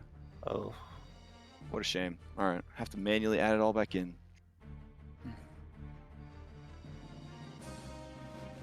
I'm just gonna run up, bring my shield up, and block the Blade Master from moving. Okay. And that'll be my turn. I'm gonna pass to. I mean, I kind of want to pass to the Blade Master. You should surrender, friend. Alright, when Phelan passes... Everyone's running, yeah, and the leader's gone. You should surrender. I'm gonna pass the Blade Master. Alright, when Phelan passes, my throw goes off. Okay. Here we go. That was just Orion chiming in. All right, the perfectly timed boomerang sword comes whirling 18 back for 11. and hits Carciphona upside the head for 11 points of damage. And then Hunter's Mark, I think at this level is still 1d6? Hold up, let's see. Yeah, I think it's always a d6. It's always 1d6, right? Yeah, I don't think it never Mark scales. Yeah. Woof. Okay, here we go. Counter argument from the casters is Hex doesn't scale either, just the duration. True, very true. All right, so 12 extra damage point in of total. damage. Okay. She is very smart for hill giants, but she is still a hill giant and not very smart. She has been turned into a hideous monster. Everything is going terribly. She's slow and deformed and super angry. She ain't going fucking anywhere. So she is going to steal. All right. Let's see. Are morale checks wisdom saves? When I do morale checks, they're actually charisma saves for the most part for a creature.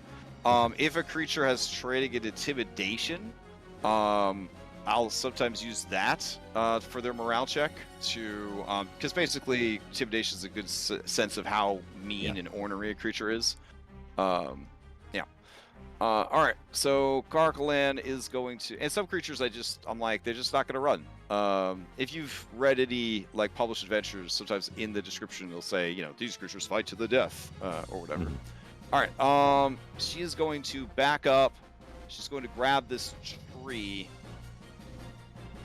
Yeah, that seems right. And she's gonna try to huck it. It's pretty far huck. Let me see what a rock throw is. I'm just gonna treat it as a rock.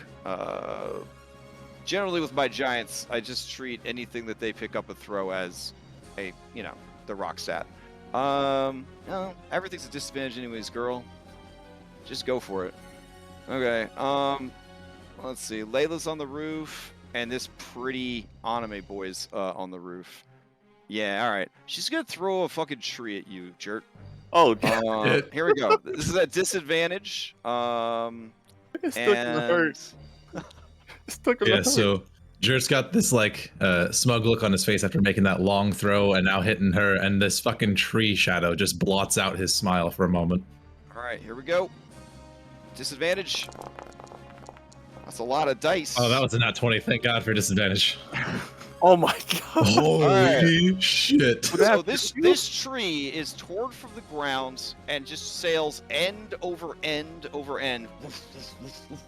And you are like looking left, you're looking right, like a fucking tree. And you drop down, and the thing just kind of lands on you and kind of bounces off the wall, and then off into the distance. You take 27 points of bludgeoning damage. Is this a weapon? Yeah, it is an improvised Okay. weapon. I'm going to spend 1 point and an exertion maneuver to try to mitigate some of the damage by like carving through the tree with my axe as it comes at me. All right. Yes. So I can reduce it by a number of d6s equal to my proficiency, which is 3 right now. Most of my giants have this ability, just so you guys know in the future. Anything is a weapon. So it's Okay. kind of like Tavern Brawler for monsters. So I take 13 less damage.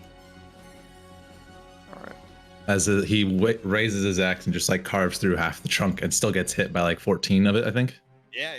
Oh shit. Oof. All right. So you find like a little like broken like nook in the top of the wall and try to tuck yourself in there, and still just the impact of this thing hitting the wall and then bouncing off is a tremendous amount of damage. You know that had she not been horribly deformed by the evil eye, that would have hit real hard. You're right, it's yeah. kinda a little Well, slow. actually, economy though. All right, and Jert is now bloodied as well. Okay. Crash, something happened with your mic. You're a little low. I'm a little low. Oh, Is that better? Yep. Okay. Cool. All right. Then let's see. She will pass to. Let's see. Yeah, she's gonna pass to Loquacious. All right. Loquacious is gonna make his way through here. Hold on. There we go. And. Oh, that's neat. Okay. Oh. I didn't know there was a step away button. That's cool. Gonna move in here. He's gonna open the door. He's gonna. There's just a lot of fucking fighting going on. Oh my god. As he goes to shoot, the Blade Master stares him down with his cat-like eyes, and he motions in that martial arts come fight gesture to him, and Loquacious closes his eyes, and you can tell that he's making peace with whatever gods and fey lords they might worship. And he steps into the ring with his dash action. Oh god. Oh shit. I feel real dumb saying for this Blade Master to surrender. Seconds ago, a tree was just thrown across the courtyard, and then now this dude just spikes me. All right, he is going to pass to the Blade Master. And the Blade Master is going to look down at this courageous mouse who just told him to surrender.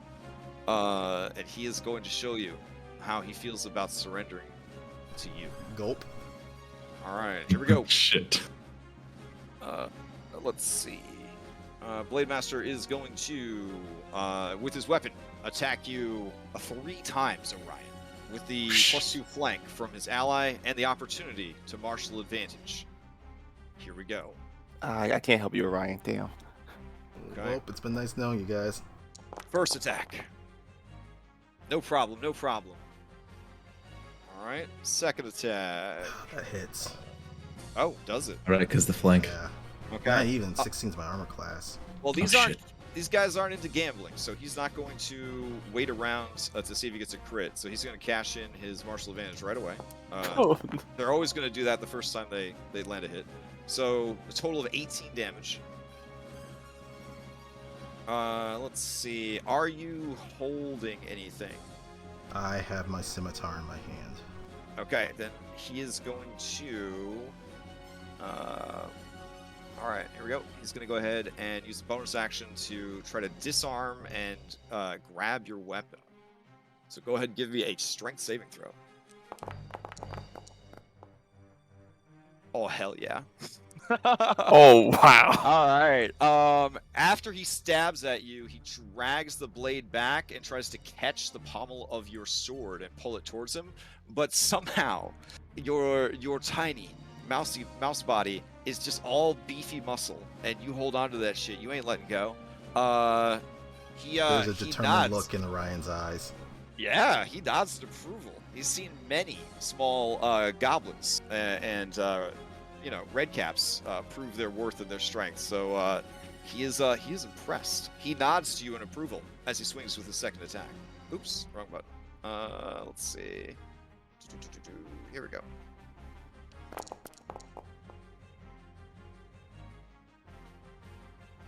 Hits again, and all right. Orion's Hey, but down. it wasn't as advantage. That's good. Ooh, you're down? Shit. Yep. right. This guy knows that he's gonna die. He's outnumbered. There's really no way to escape. Well, he could actually, now that you're dead, he could try to move away. But he used his bonus action already to try and disarm you, so he can't use a cunning action to disengage. Oh, and they have cutting action? Holy shit. Yeah, these guys are loaded down to be as samurai as possible without just That's being fucking sick.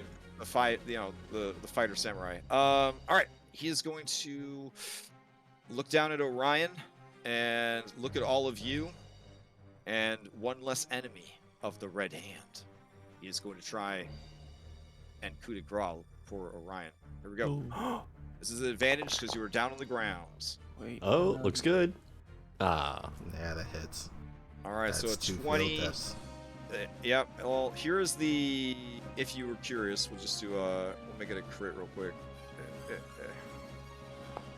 I don't think it's massive damage. You're a beefy boy. So it would be 25. That wouldn't be enough to outright kill you. No, I have 38 total. All right, so that's 2 failed deaths on Orion, and then this guy is going to step to here, while keeping an eye on Thanlin. Yeah, Claw make is an going opportunity attack. to roar and grab his ass. All right, go for it.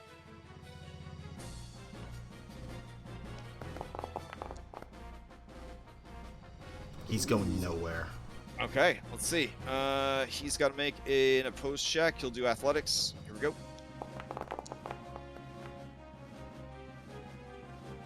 I guess a 22. So you snake your claw around, you grab hold of him, and he just forcefully kind of pulls away from you. Your claws scrape along his armor, and he stands over the body of Orion, and he stares down Thanlin and Guy, occasionally passing a nod up to Layla on the roof. He sets himself in a defensive pose and prepares for any counterattacks. He is going to go ahead and pass to Ritzy Soldier. Ritzy Soldier is going to step out of the house again, or the stables, and he's going to examine the battlefield. He's going to see that there are 2 allies next to Guy. Guy has displayed magical abilities. He's going to try and shoot Guy. Here we go.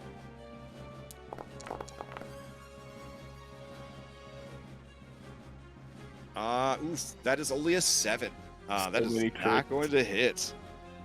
All right. He is going to step back inside. All right. He's going to pass to Enduring. Enduring is going to keep running. All right. He has no idea that a boomerang sword could end his life at any moment as he just runs down the hill full speed. All right, Extended is up, and she is dead-zos, so I'll remove her from the initiative. She is super dead because her head got blown up. All right, and that brings us to Unintended, who is unconscious on the roof.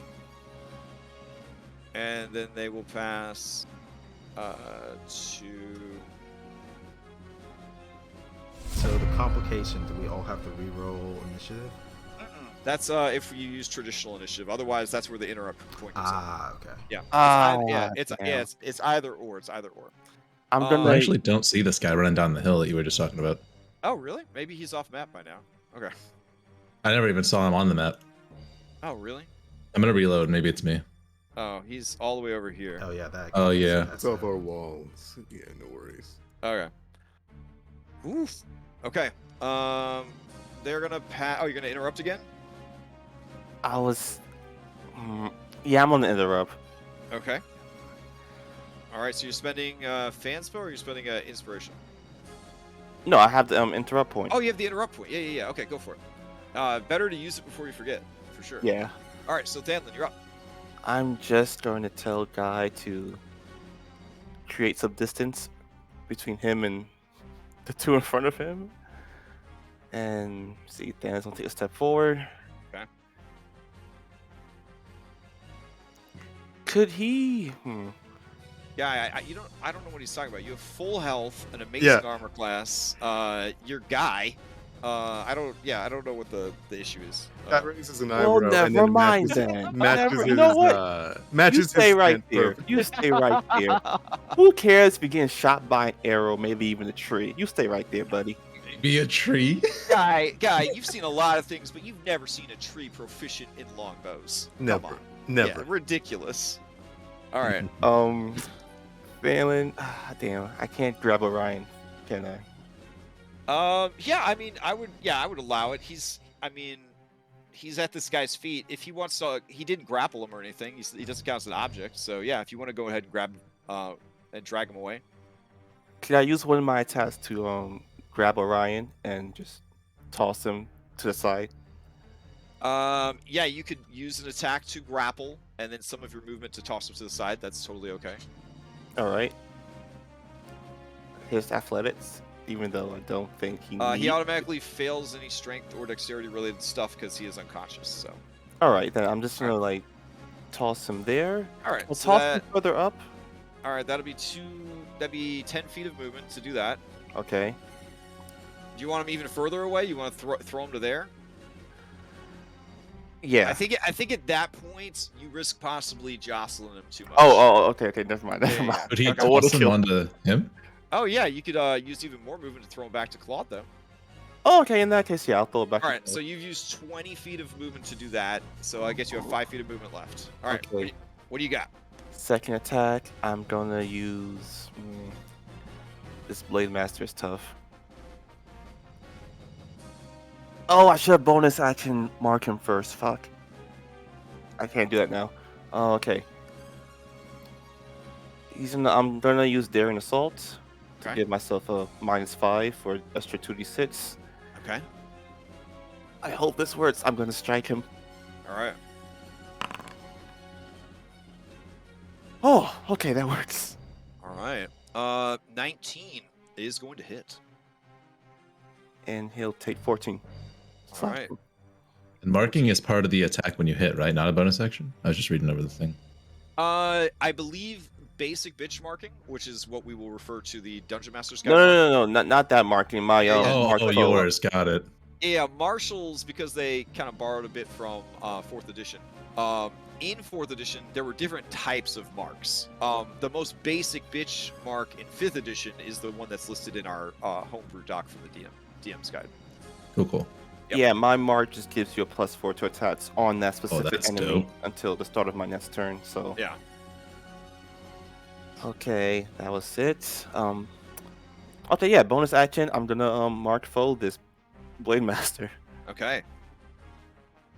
Mark bow. I guess I gotta make something for that. Hold on. Well, no, we have a mark.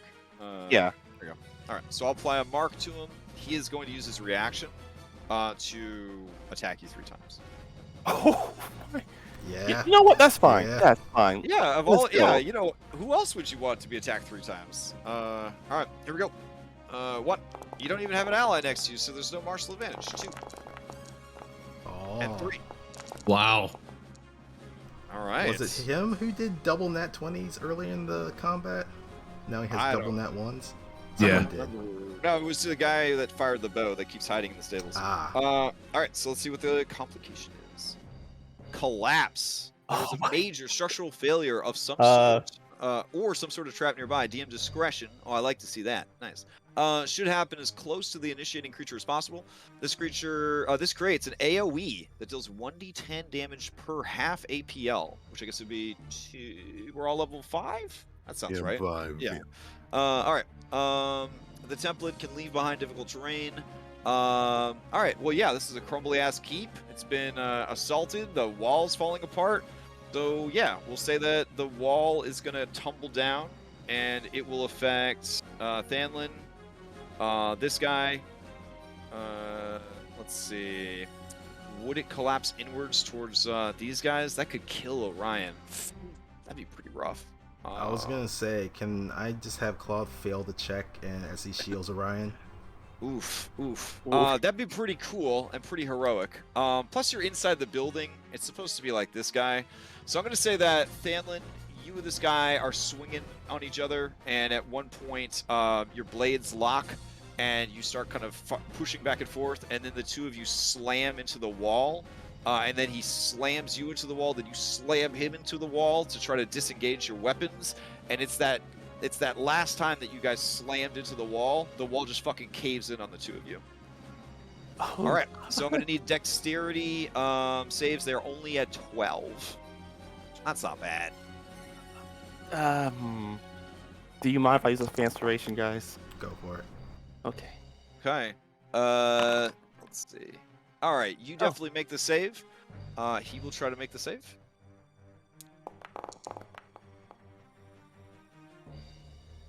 12. So yeah, you both make the save. So you both take 5 points of bludgeoning damage as the wall collapses down and turns that whole area into difficult terrain. All right. So we'll just say that all of this is difficult terrain, and then I'll delete those walls.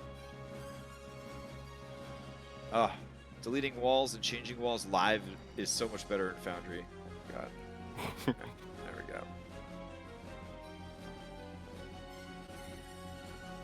Okay, cool. I'm gonna pass to. Wait, no, he'll steal. Yeah, because it's a new round. Yeah.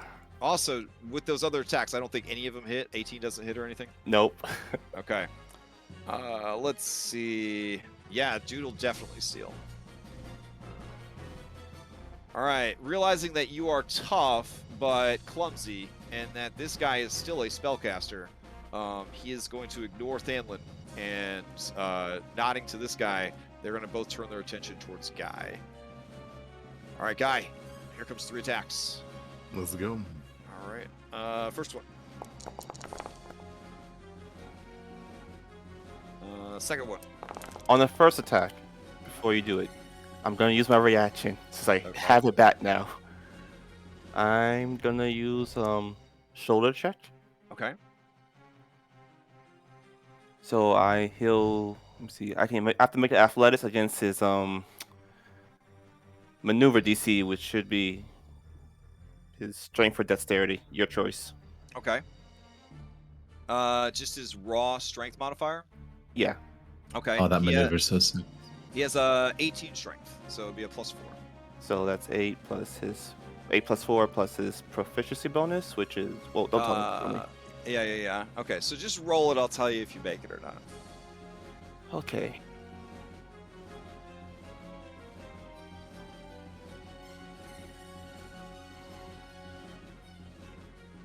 Wouldn't it shoulder check just be easier mechanically, just to have them do a fucking just give you? Yeah, why don't they just give you a fucking shove? I don't understand what. Anyway. I don't know. Okay. 20 is gonna be enough. So he is pushed 10 feet. Yes. Okay. But since the guy behind him is there, would Uh-huh. he also have to make some sort of save to avoid being knocked by his friend? Let's see. Man, A5E, they had so much fun making up abilities, but maybe didn't think all these things through. So when you shove him into a space, I will use the same stuff that we use already in 5e for like fling and stuff like that. So since it's entering a space that somebody else is in, they will have to make a dexterity save to get out of the way. All right, so this guy's going to make a dexterity save.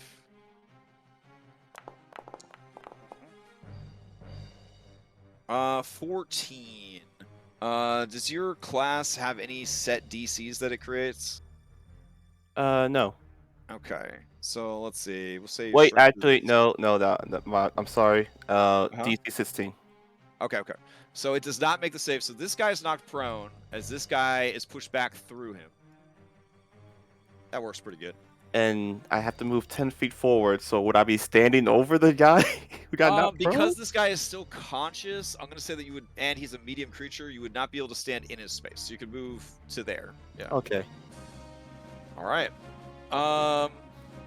Okay, force movement doesn't count against his movement for the turn, so Guy, he will use movement, and following kind of Thanlin, he's going to go to here and make the next 2 attacks with +2 flank. Damn it. All right, so that would make so that rolling back up. The first one was a 21 for 12. Did that hit? 21 would miss, as 21 would hit miss? he would Wow. hit a mirror of a shield on his back. Okay, gotcha. Does a 28 hit? 28 unfortunately hits. Oh, okay. Hate to see it. Who would have thought? Yeah, and he's going to use his martial advantage on that to add an extra 11. Woo. So that one's going to hit for 23 points of damage. All right, and then let's see, third attack. Here we go.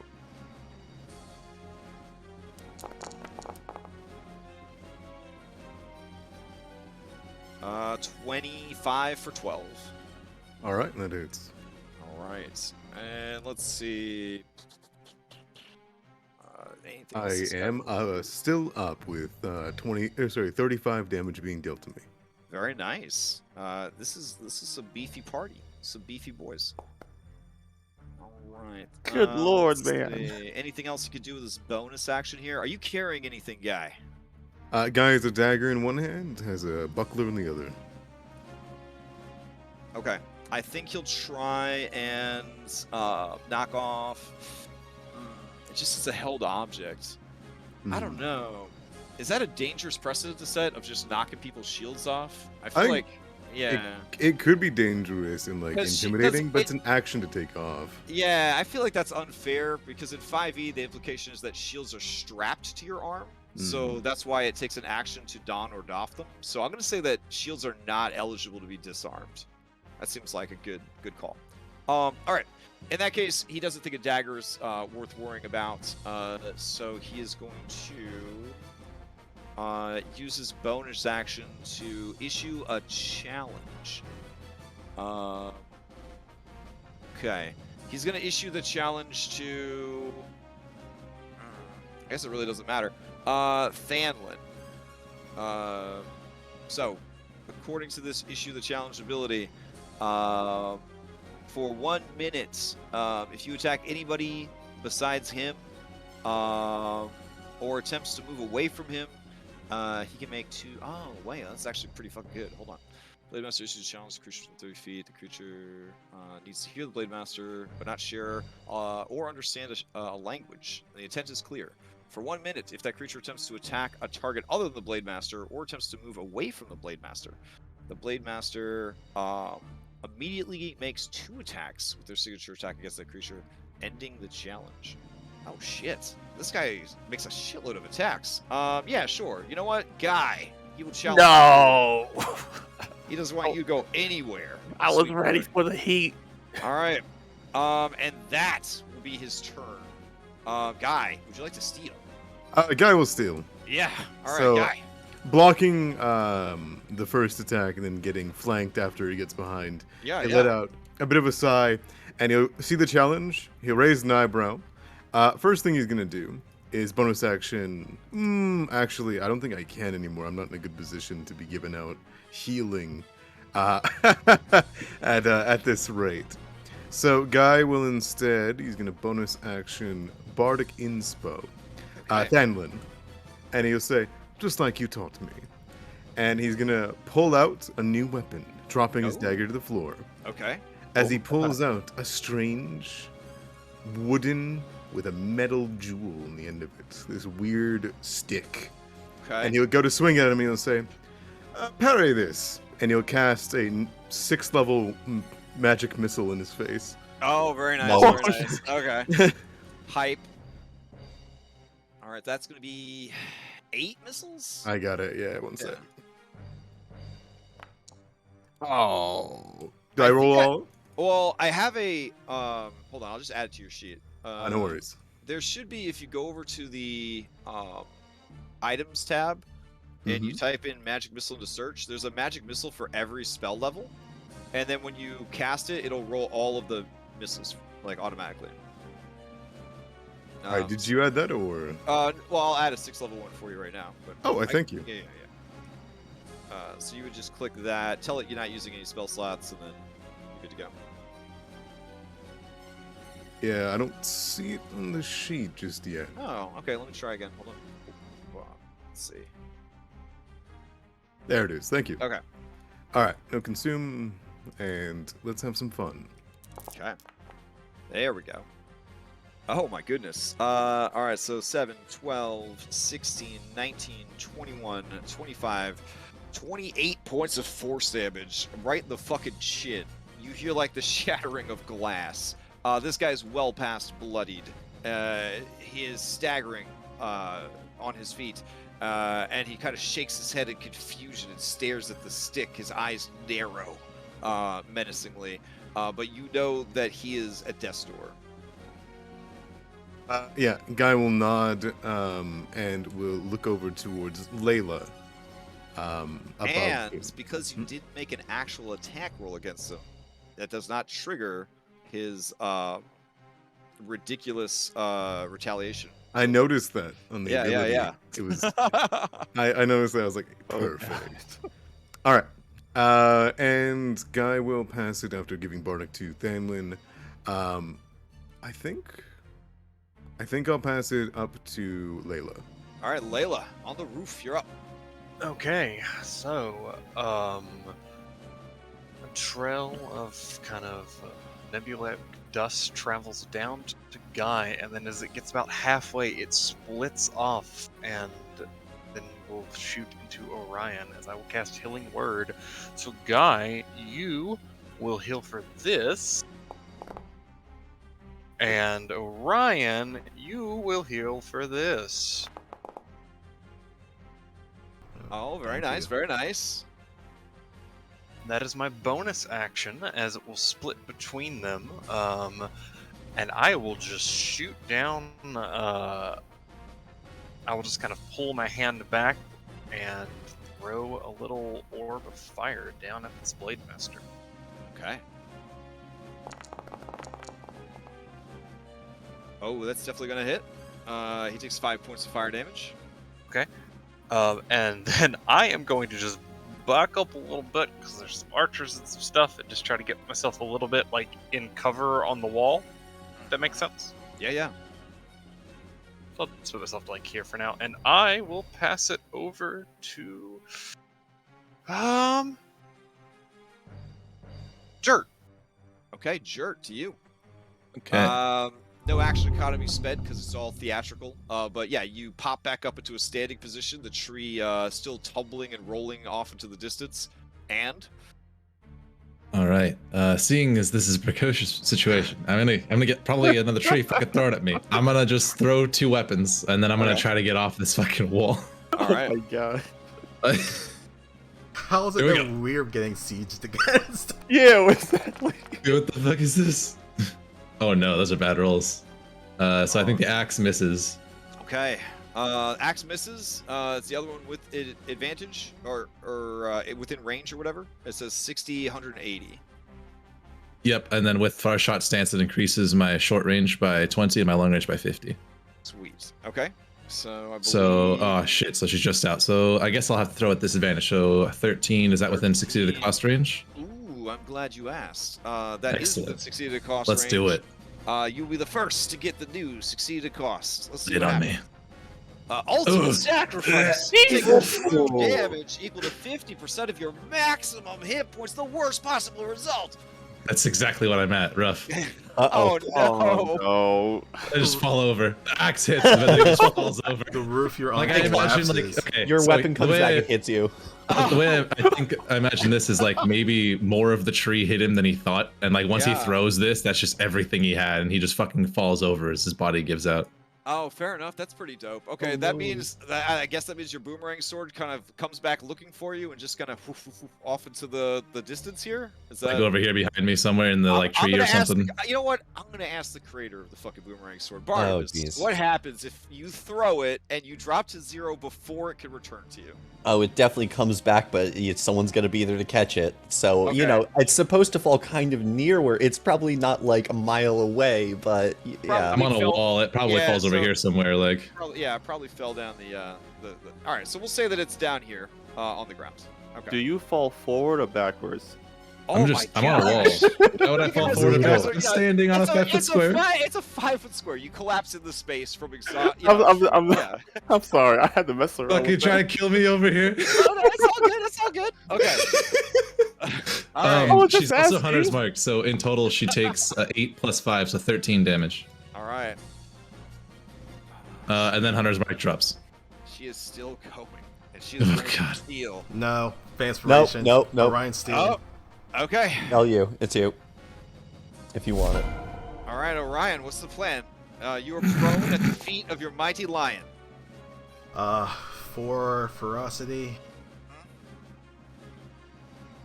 He's got no cover from you, Claude or Orion. He's right there. Yeah, Orion's going to spend half his movement to get up. He's going to spend the rest of his movement to mount onto Claude. He's going to be like, we have to end this quickly. Let's go, buddy. We're going to move, using Claude's movement, move a little bit so that we're flanking the Blade Master. Sure.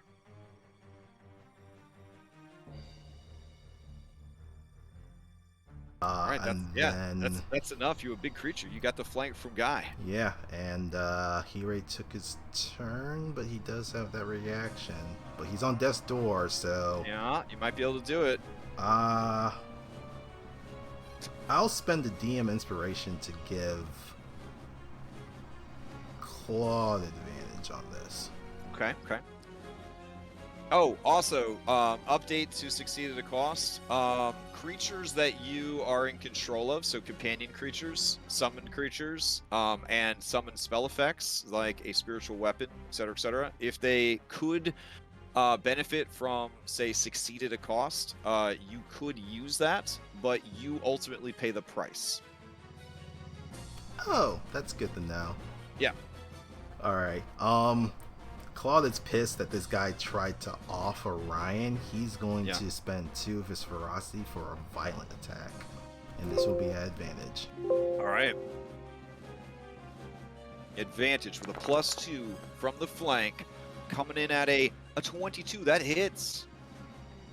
And the that damage also adds his proficiency bonus to the damage. Okay. So that's going to be 13 total plus an additional d6 from Chosen Quarry. Okay. Give me the d6. Additional 1. How does he die? Claude is pissed. He mauls the Blade Master from behind. All right. Ripping into his armor, tearing into his back. And the last thing that the Blade Master sees when he tries to turn around to fend for himself, a big paw just comes across his face, almost tearing his face off. Oh my god. All right. He is massacred. Okay. I think for Barnabas, you think about how hard you're going to have to work to fix that armor up afterwards, but it's still worth it. It looks super cool. It's only so many limits to the mending cantrip. Orion free action is gonna stow his scimitar, and he's gonna pull out his short bow, and he's gonna take a shot at the soldier. Okay.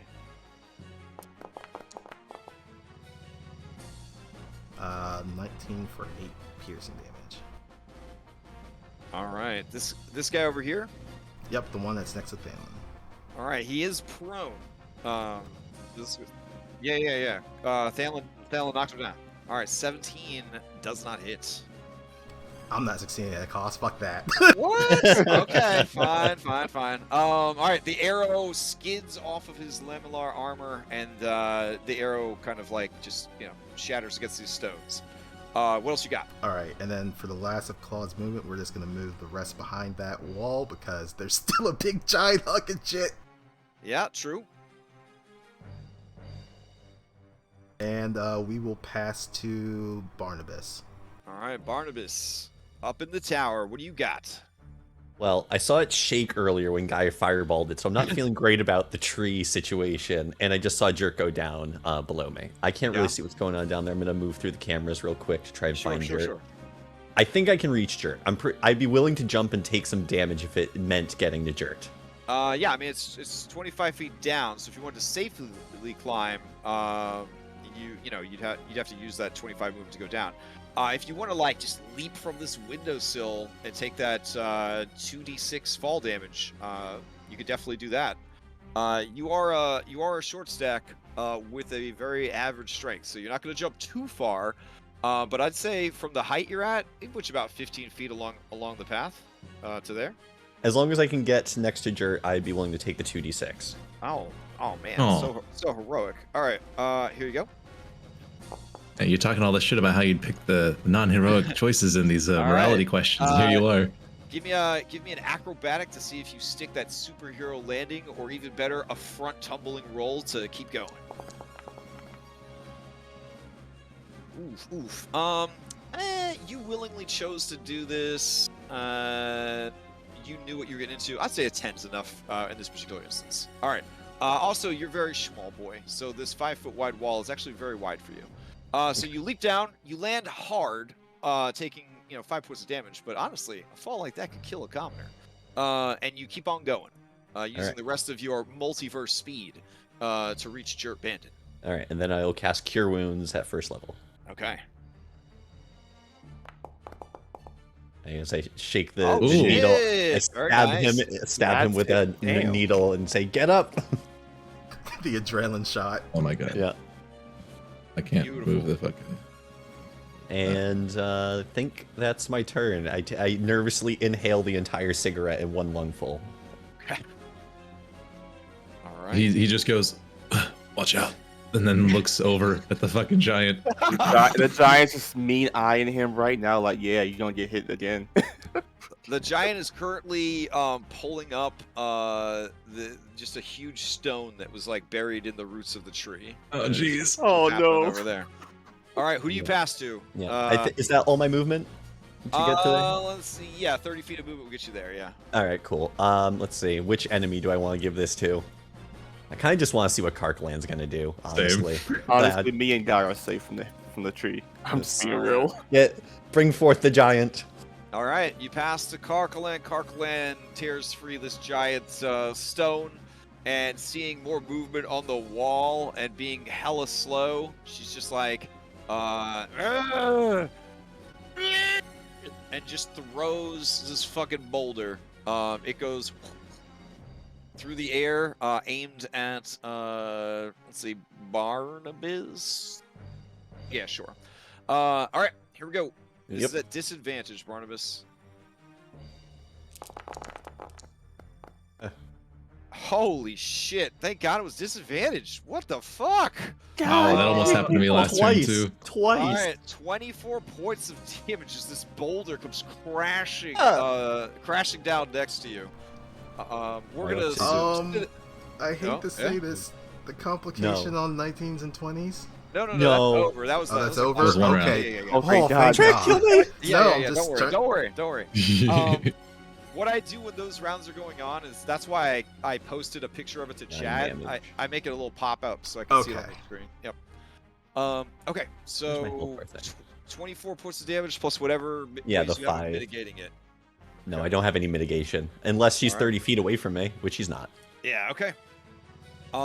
So in a moment of selfless courage, you fucking leap down from this high tower, front roll along the wall, make it to Jert, drop a max heal, turn, see the giant, and brace yourself for what comes next. And what comes next is a piece of the fucking hillside. It comes at you hard, hits this side of the wall, and just explodes in like a shotgun blast of stones and pebbles. Oof. You All right, get up, Jert. You gotta protect me now. Get down, please. All right, I'm on it. Carcalan is very slow because she's horribly deformed. So she is going to take some very sad, slow steps towards you guys, shaking the hillside as she does. She will pass to... Oh, man. I'm going to say this guy right here. Who are you? Loquacious? All right. Loquacious, I'm going to give him a freshie on his morale check. Oh, my God, bro. You will feast in the halls of honor tonight, my friend. Oh my God! Really? He wipes blood away from his mouth, and he says in Goblin, "I can do this all day." As he gets to his feet, he looks from Thadlin to Guy and back. I'm just gonna. God, you're both wearing pretty decent armor.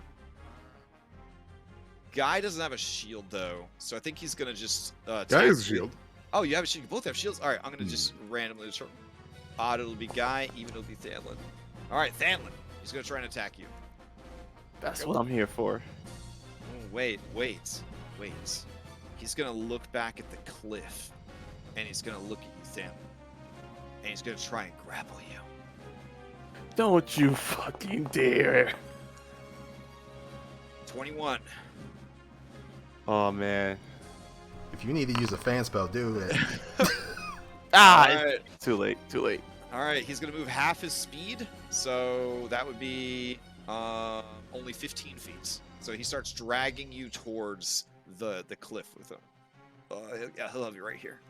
All right, so that is what he's doing with his turn. Guy, it looks like this dude, you can make an opportunity attack against him because he moved away from you. I dropped my dagger. Oh shit. Okay. Can I grapple? Attempt to grapple? Yeah, you can try to grapple him. All right. Athletics, right? Yes. Yeah, let's go. I'll use showman.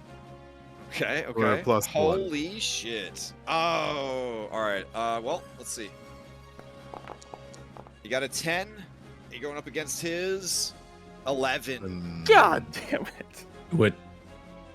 Okay. So, Guy, you watch him grab hold of Thanlin and start dragging him towards the cliff.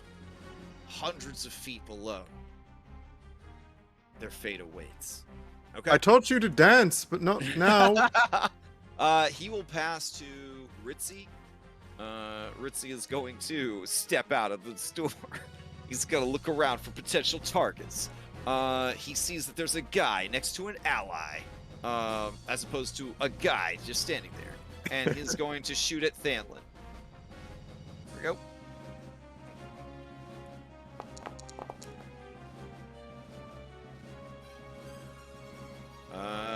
All right. 10 does not hit, and he is going to go ahead and use his bonus action to drink his healing potion. Oh, I hate healing so much. All right. And then he's going to step back into the room. Yeah, we need to get rid of him. He's being a nuisance. That's the guy that double 20'd Layla. Yeah. Yeah. He's going to pass to Enduring, and congrats, Enduring. You've made it, son. He just weeps openly as he runs down into the swamp to probably get killed by something else. All right, and then this lady on the roof is still KO. It's still helping them control initiative. I guess they'll pass to her, and then she'll pass back to an ally. Because she's KO and not killed, and because they have access to like healing potions and stuff, that's part of why I'm leaving her on the field. Displacer Beast is too far away for any real interaction, so that's why it was removed. All right, she will pass to Callahan. No, wait, that's silly. She will pass to this soldier who's going to drag Thanlin over the edge with him like fucking Donkey Kong and Smash Bros. Can I spend a Factspiration to steal? Oh my god, drag him. Oh my god, yeah. That's fine. That's fine with me. All right, so Thanlin, you're stealing. I don't want to be thrown off the ledge. Okay. All right, that's what this shit's for. Okay, Thanlin, you steal the initiative. You are currently grappled, so your speed is 0. But it's an action to. It is an action to break the grapple, but if you grapple him back, his speed drops to 0 also. Well, you can use one of your attacks to shove him, right? And that would break the grapple? Yep. Oh, you're You have right. advantage on As that. long as you don't shove him down. As long as you want to shove him away. Yeah, so shove him that, 5 feet. Yeah, I'm gonna spend my first attack to shove him. Okay. So that's just an athletics. And you have advantage because of your sword, I think. Yep. Good thing. Oh, thank God. He cannot beat a 27, so he's just going to roll to see what happens. 20 is a pretty damn good check. All right, so you shove him back. And then? I'm gonna take a step forward. Okay. Am I capable of shoving him that far off in the same What's your move minute? speed? I mean, you can shove people 5 feet away from you, is how a default shove works. So if you wanted to push him towards the cliff, you'd want to stand like here and start pushing him that way, but it's only 5 feet at a time. Okay, I'm gonna stand right here. I think I have something. Hold on. Well, your shoulder check sends them like 10 feet. That's a reaction. Only when So he hope he attacks hits you. someone else. Hope he goes after. Oh, it's someone else. Damn. Yeah, that's why I'm always. Damn. Okay. Despite being pretty muscled and tall, you'd estimate that a hobgoblin weighs about 150 pounds. Just very lean muscle. Adding to its equipment and stuff, that probably adds another 80 pounds worth of equipment. Oh, I should have marked him. I keep forgetting to mark them. God damn it. Right, because you have to do that before you initiate your attack sequence. Yeah. Got it. All right, so what else you got? You know what? Second attack, I'm just gonna attack him. Okay. I'm gonna use Daring Assault for -5 for an extra 2d6. Give Bardic too. Alright, okay. Please work. Oh god, okay, I'm gonna roll d6. Wait, can you not spend bonus action in between your attacks? Because you can move in between attacks normally too. Generally things that, all right, so like a hunter's mark, right? If you forgot to kick off your hunter's mark before you started firing your arrows, it doesn't matter if you shoot, then move, and then shoot again. You have to use it before or after you initiate the attack action. Yeah, Okay. that's why I kept. Yeah. Yes. Okay.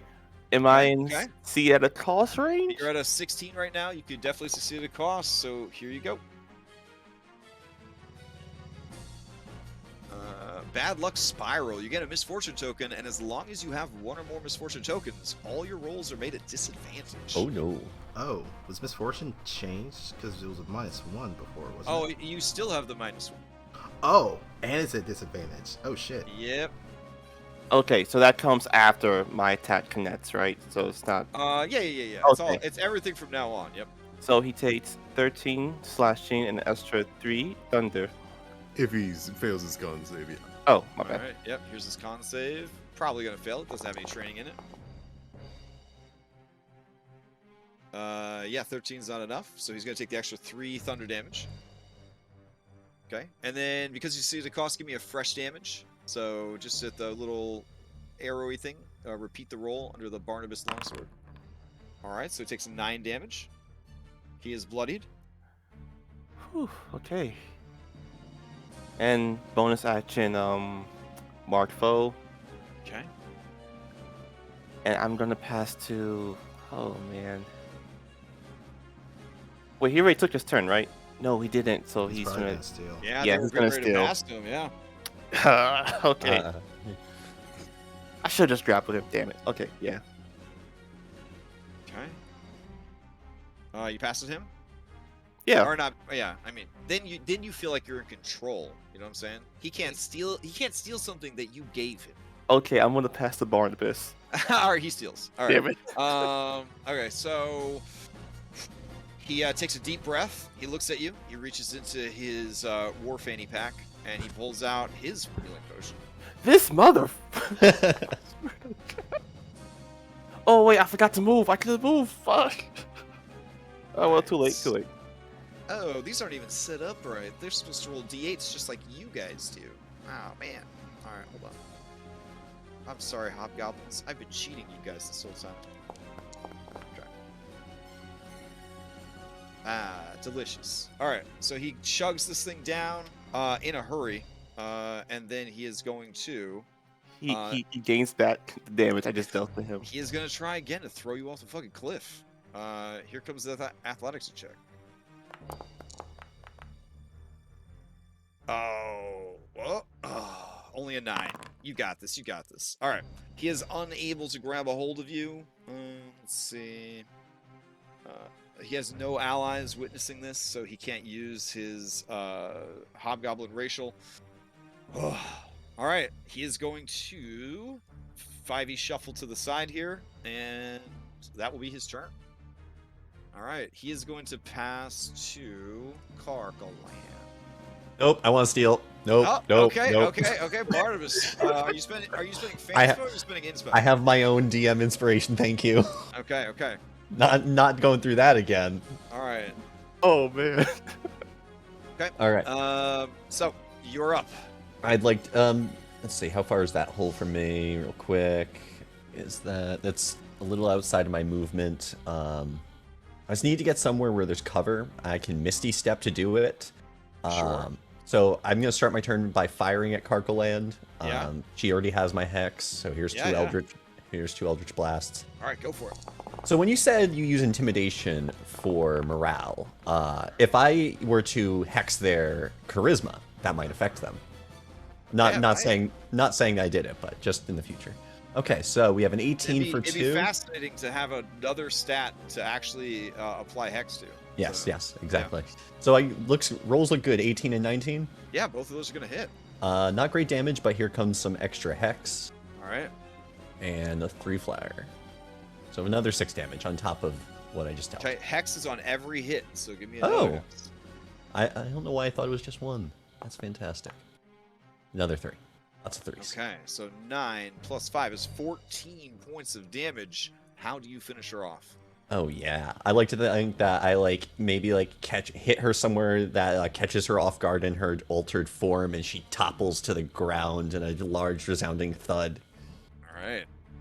Let's see. Because the damage came from you in that direction, she's gonna fall down and backwards this way. Anything that was beneath her would have been crushed beneath her massive bulk as she falls prone. And I use my item interaction to light another cigarette. All right.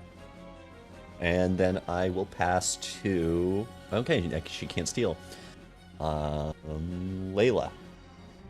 All right, Layla, to you. All right. This is a pretty simple turn. Yeah.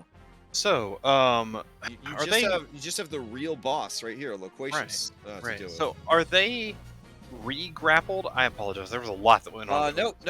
Neither of them is grappling anybody. They're just kind of facing off here. I know they were trying back and forth. So I'm gonna step up to the edge of the roof so that I can have a good kind of line on Loquacious.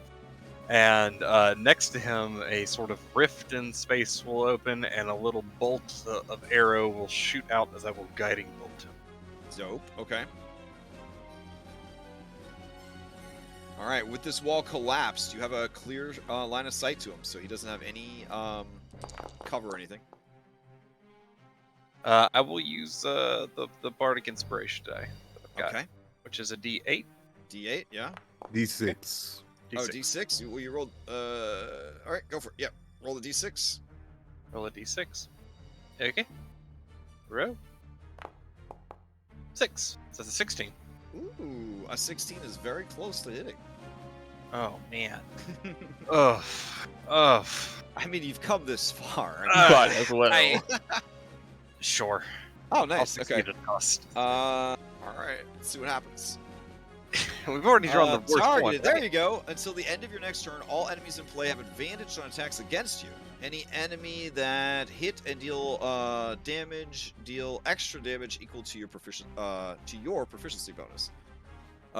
Okay, but there's not really that many bad guys left, so you should be fine.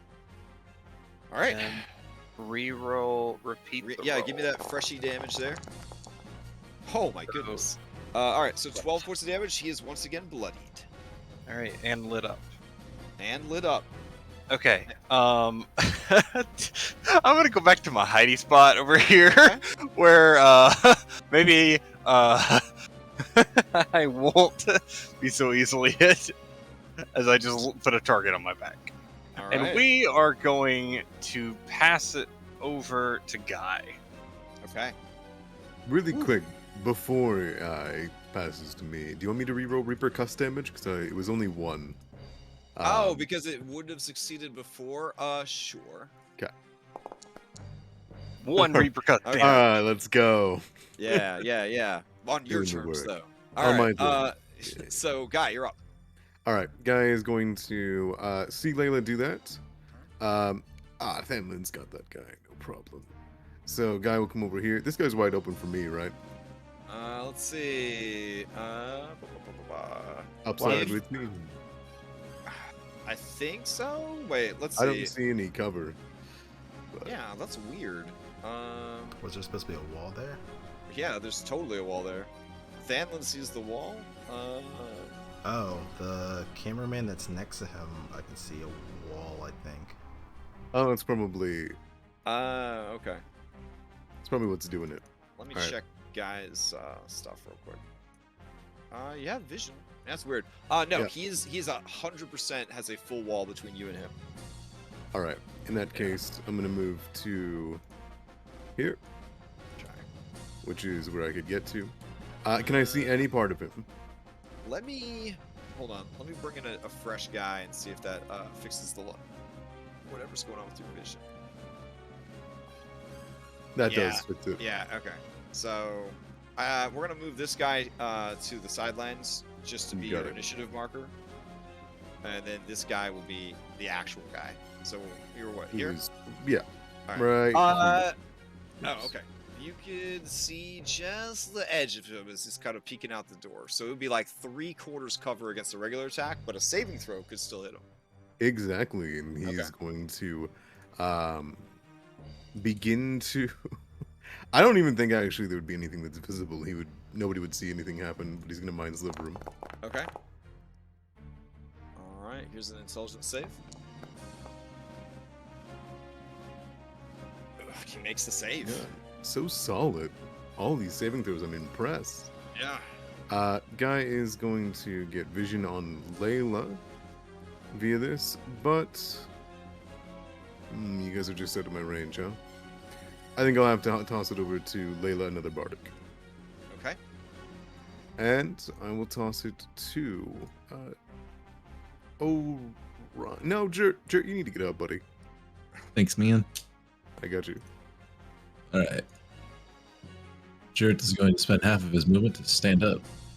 Okay. Callahan is dead, so he's just going to give a nod to Barnabas. Thanks. No worries. Got your Let's back. see. This guy's over here. Can I, like, do like a cool drop down onto this lower roof and then into the courtyard? Yeah. Alright. I mean, yeah. So you're gonna drop to this slightly lower roof and then drop down to the courtyard. Yep. Okay, cool. Give And, me either an acrobatics or athletics. It's part of the Okay. part of the process.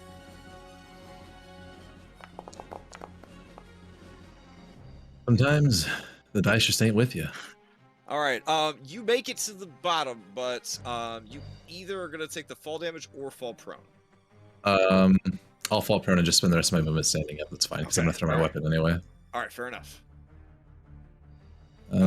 He's behind a door, so instead I'll prepare my action to throw when he becomes visible. Okay, fair enough. You know he's more likely gonna come out of this door, so. Yep. So I'm just Alright. readying an attack. Fair enough. Who do you pass to? You got Ryan Pass to and him. him, Pass to basically. him. Yeah, I'm gonna pass to them so we can end. I'm gonna pass to the one that's unconscious on the roof first. Ooh, smart. All right. She will, being unconscious, is gonna pass to ally. He's gonna step out. Aha! And And he's gonna get a fucking axe in his face. Yeah. All right. I need to ask him a question. Here we go. Bam. Nope, that's not gonna hit. I don't think. Oh, 22 Oh, hits. oh no. Okay, I looked at the wrong die. Dope. All right. 8 damage. Okay. He takes the damage. He is bloodied. Nice. All right. He was looking for targets to shoot. Layla is high up and also further back on the roof, making for a bad target. You threw a goddamn boomerang axe at him. He will definitely turn and fire at you instead. Okay. All right, here we go. Sad. All right. Ooh. Yeah, this would be more like you fire on him and he was getting ready to shoot like this general direction. The axe hits him and the bow just kind of twangs and the arrow goes firing off into nowhere. He looks around. He sees that the well-maintained Blade Master is dead and that all of his allies are gone. And then he just doesn't see or hear Callahan anywhere. Let's see. It's over. He's gonna go back in. He's gonna. No, come back. He's gonna use his item interaction to close that door. Okay. This bitch. There's a hole in this wall. Fuck it. I'm just gonna walk through here. Next All right. He passes to Orion. God damn it.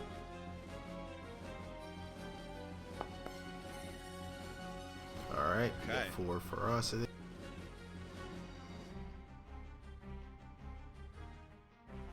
Okay. Orion's already on top of Claude. We're gonna move towards that soldier. Okay.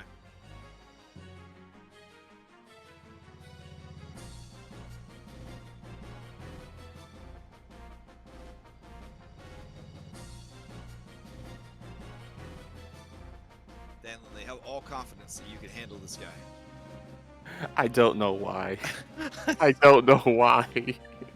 This is their equivalent of a town guard, Danlin. You've got this. So we know that this guy's behind. So this is curious. I'm rereading my ability here. Okay, okay.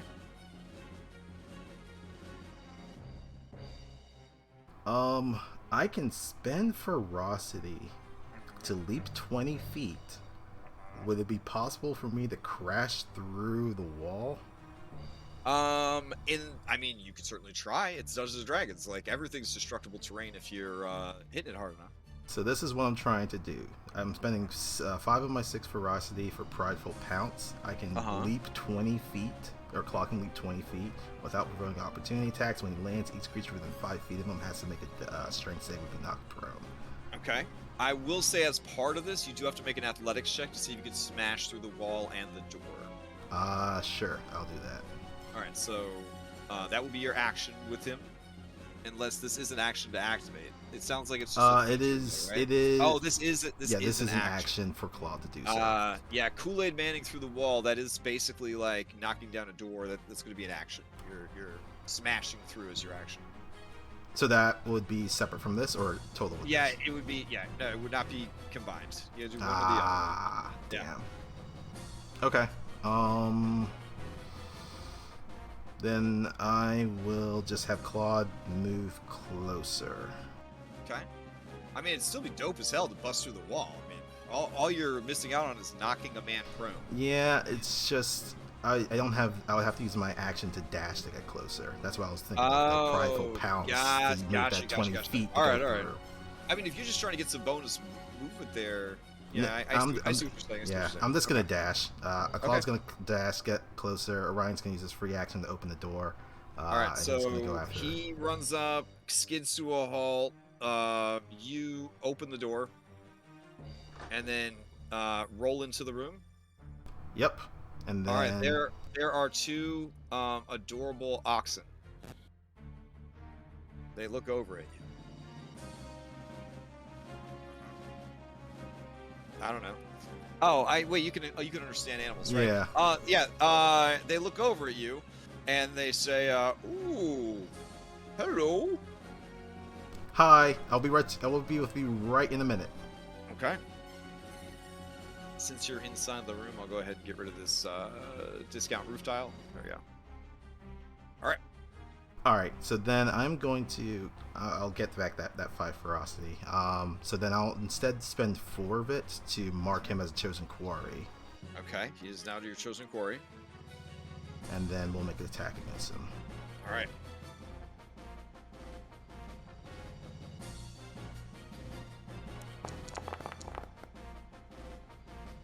Uh, 16's pretty good. God, not enough to hit. Damn it. I'll succeed at a cost. Oh shit. Okay. Yep. Let's see. Shift. You move 10 feet to a disadvantageous position. I can definitely decide on disadvantageous. All right. So go ahead and reroll your damage on him. This might kill him. We'll have to see. All right. You deal 8 points of damage to him, and Plus as you chosen quarry as well, so that's shit. 13. 13. All right. You kill him. As you do, you guys kind of end up in like a scuffle. Like you run at him, he grabs you by like the ear and like picks you up and starts to like violently shake you. You stab him, he tumbles to the ground, and then you end up in that space. All right. That makes a lot of sense because I've been thinking about this. Orion has not taken a humanoid life so far, so this was an ugly kill. This was not a pretty kill. Yeah. Oh, that PTSD is gonna hit hard, man. Yeah. Here you go. We'll cover you from head to toe in blood. There you go. All right. Who do you pass to into the next round? There's only one enemy left, the toughest enemy of all, Loquacious Hobgoblin. I'll pass it to Thanlin. It's all you, All right, buddy. Thanlin, everyone's waiting and watching for you to finish off the real boss of the Red Hand of Doom. With his defeat, the campaign will end. All right, what do you got? I'm just gonna attack him twice. Okay, you have advantage with your first attack. It'll be a straight roll because of the misfortune token. Yeah, correct. Son of a... Wait, hold on. Well, I mean, never mind. You have to take away the Yeah. I forgot. Yeah, it's a regular attack.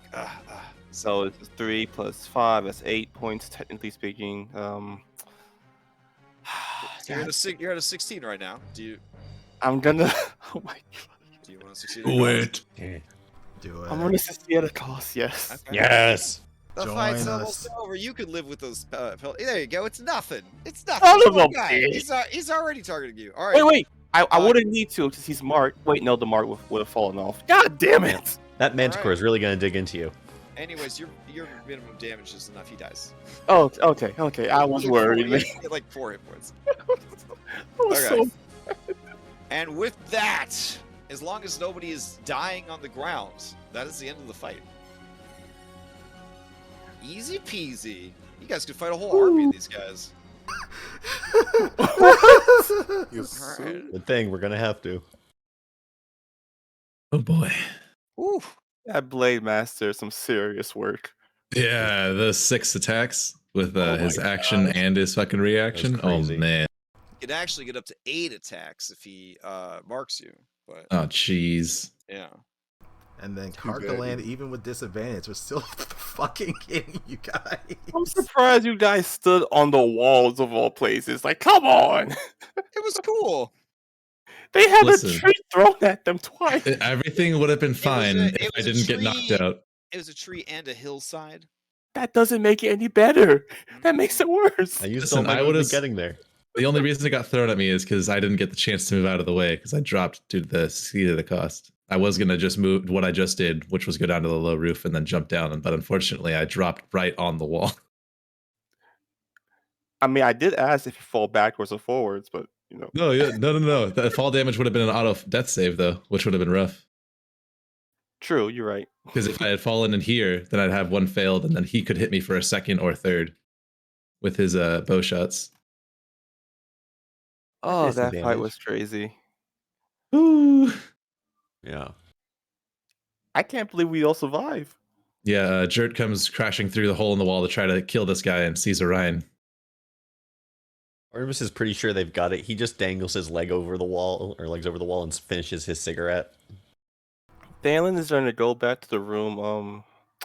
What's his name was in? I forgot his name. Carculander? Cough. Gerard. Garth. Oh, Gerard, yeah. Well, Gerard's Yeah, there, around but the Cough. time that Layla will probably Yeah. shut down. We need to check and see what he was after. If we're going after him, we need to do it now. Can I do one more search around the room? 'Cause Yeah. it seemed really important that he was in here. He's Ooh. only... This is actually a good time for us to take our break. So we're gonna do like 5-10 minute break. Good call. Oof, yeah. All right, see you guys in a few. Okay.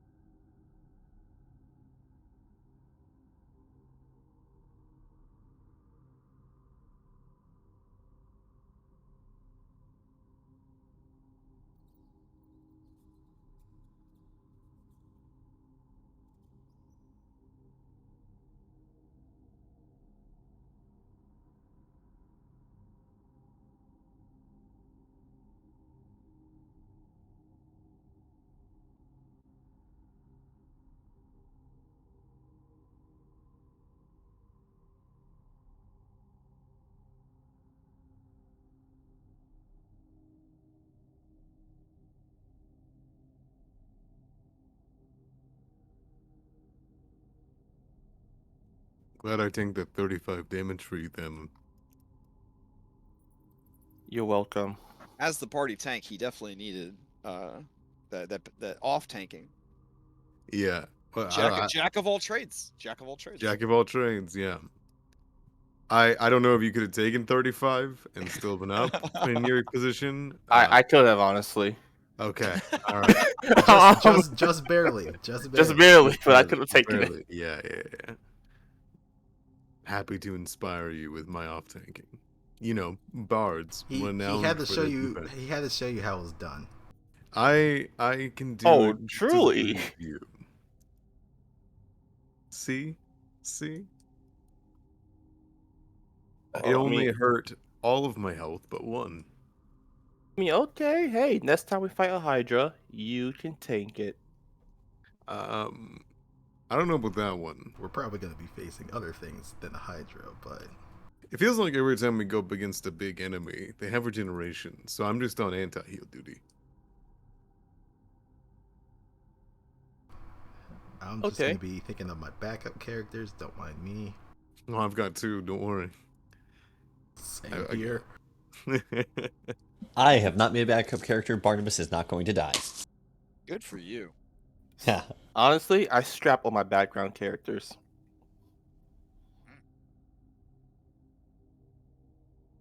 That was a lie. I thought I was playing some music, but maybe it's just coming in like super low. It's some McCabe's music. Yeah, it's too ambient. Let me grab something else. Okay.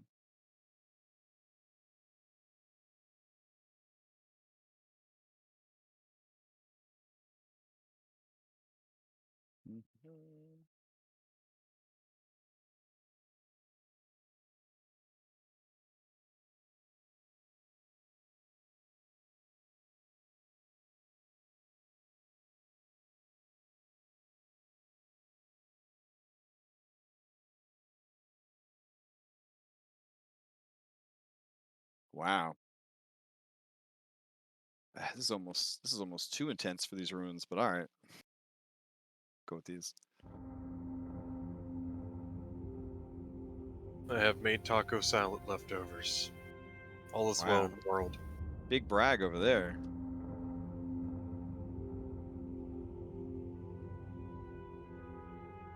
All right.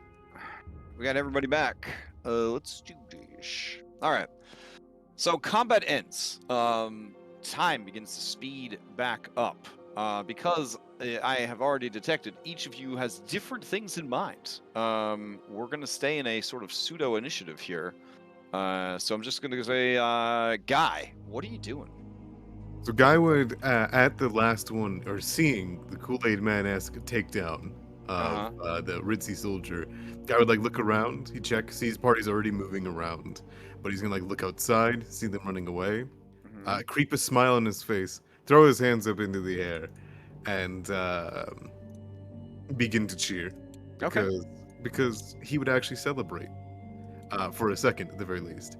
And he would say, "And we've done it! We've saved the Vale! The Red Hand has fallen!" Aww. And he'll begin to walk on back to his party. Beautiful. All right. Oh, Thanlin. Combat ends. Time speeding back up. Adrenaline starting to fade. What do you do? You mentioned there was 3 daggers embedded, right? Or was in the desktop. Yep. Do I see? Is there anything on the table? Is that just cosmetic? Okay. Or am I so give me another. Actually, for this, give me an investigation. This is an intelligence investigation. If you want to use a God. Yeah, fuck it. I'll use a fan spell for this. Sure. Oof, gosh. In the same manner that 2 guards watched one front door, you stare down at the desk. Like BBC's fucking Sherlock, you start to analyze everything in the room like goddamn Terminator robot. You look at the chair, and your brain says, chair, for sitting. You look at the other chair, and it says, in case you had a friend that also wanted to sit. You look at the desk, and you see daggers, and you see 1, 2, 3 daggers. Ha ha ha. That you have no fucking idea what's going on. this is what your investigation revealed. Holy shit! Yeah. God damn it! All right. So Layla, up on the roof. Battle has ended. Adrenaline fading. Breathing coming quick. Spells ending. What are you doing? She will slide down Mm-hmm. and make her way into the kitchen office space. Okay. She would start to make her way to Thanlin, but before she would get to him, she would just tell Gerard, Minette should be to the north. You should go while you can. And then head into the office to try to see what the hell she can find that Koth maybe took as he fled. Okay. All right. You walk into the office and see Thanlin with his hand on his chin, staring intently at the desk. You know that some big brain detective work is going on over there. All right. I don't know if I have action economy to also search, but Sure. Give me your own investigation. There is diminishing returns here, but go ahead and give it to me. sure. Yeah. Can I guidance myself? Oh my goodness. Sure, go for it. And I'll add my D4. Nice. You come to the same conclusion that Thanlin did. Oh This my- is a place where one or two people might have sat down and looked at stuff together on that desk. We need to find him. All right, so that's play will Ball. pass to Orion. Well, not play. All of this is happening simultaneously. Orion, combat ends. You take a deep breath. Nutmeg and Paprika are introducing themselves and explaining the terrible situation that they found themselves in. They were traveling along the road, you see, because their master is a master chef, and he is exploring all the known lands to further develop his techniques and train his very chatty but very sweet assistant, and on and on and on and on. And they're just giving you the whole fucking backstory. Yeah, that's all cute. It is just. You just look like a fucking Dragon Age character. You're just covered in ketchup from like head to toe. It You know what I'm saying? is Peanuts adults talking to Orion right now. Okay. Right. Yeah, he's not listening to a single thing they're saying. He has backed up to like the wall of the stable that he's next to. He has his scimitar kind of pointing out at the body, just staring at it, just to see if it's gonna like get up and move at him. Yeah. He's just wide-eyed, a little bit shaky in his hands. He's just only looking at the corpse right now. Yeah, the corpse stares up at you, a look of surprise on its face. All right. That passes us to Jert. Jert, you walk into the room and you see Orion staring down at the dead soldier, and he looks like he's having a little bit of shell shock, a little bit of PTSD. These two oxen are making a shitload of oxen sounds. Okay. Oh, I think it's very loud. Trying to squeeze into the room to see if Orion's okay. Yeah, it's 5e. You can squeeze. And he's a cat, so liquid bones, I guess. Yeah, so he kind of comes into the room. So, Jert, what do you got? As Jert steps over the rubble here, he had his axe up, ready to kill the guy that he saw run in here, and then he sees Orion. He lowers his axe for a minute and just walks up to him. And as Orion is kind of entranced by the body in front of him, Jert's going to try to remove that. He's going to put a hand on Orion's wrist and say, "He's gone. You got him. Let me." And he's going to drag the guy's body around the corner so it doesn't Like sit in stuff Orion's side. all over here? Okay, got it. Yeah. All right, while this is happening, Barnabas, you're still up on the wall. What are you doing as time speeds back up and you feel your spell's durations rapidly expiring? Well, I first finished the cigarette I lit during combat, and then start making my way towards the tower. And I, using my climbing speed, climb up to the very top of the tower. If there's any remnants of red hand symbolology, I would take it down. And then I'd use my tool belt ability to summon 50 gold worth of pole and flag, to make a Claw of the Veil insignia, which I think we're going with like a... It looks like claw strikes through cloth, but they're, color. They're not actual holes in the cloth. Although it could be. That might be cool if there's just holes. What do you guys think? Holes or color? You could do both. So like there's rips and tears through the cloth, but they're outlined in like red. That. Or in whatever That's color. what we're doing. We are doing okay. that. Okay. So I make a flag and I mount it upon the tallest tower, and it will last. It'll last there for a day, at least, until we get the real thing. Nice. There was no markings or indication that anybody was here except for a fake spooky ghost. So you are the man on the moon here, planting your flag of victory upon the crumbling tower roof. Very good. Okay. This keep is ours. All right. Let's see. By squatters' rights, absolutely. So if some pesky like genealogists and lawyers got involved, but you know what? Yeah. Forget that shit. It's yours. This far away from real civilization, it's yours. Okay. So it sounds like everybody's kind of just like guys doing a victory lap. Thanlin and Layla, you guys are like Holmes and Watson in there, like really deducing that this is a office. I was saying, can I remind everyone that we're sort of on a timer here? What's the timer? The Manticore? We still haven't dealt with it. That's true. It's for a while. I think we got time for a short rest. You want to fight it here? Yeah, where else would you want to fight? Yeah, where there's places to find cover instead of an open field? Hell yeah, I'd like to fight it here. Okay. Are we not wanting to go after Koth? I want his gold. I want the Manticore gold. I was about to say, Barnabas, get the gold quick. Okay, so Barnabas, the actions on the roof are going to take a bit of time. Yeah. And then you begin heading over to the Manticore's stash, as it were.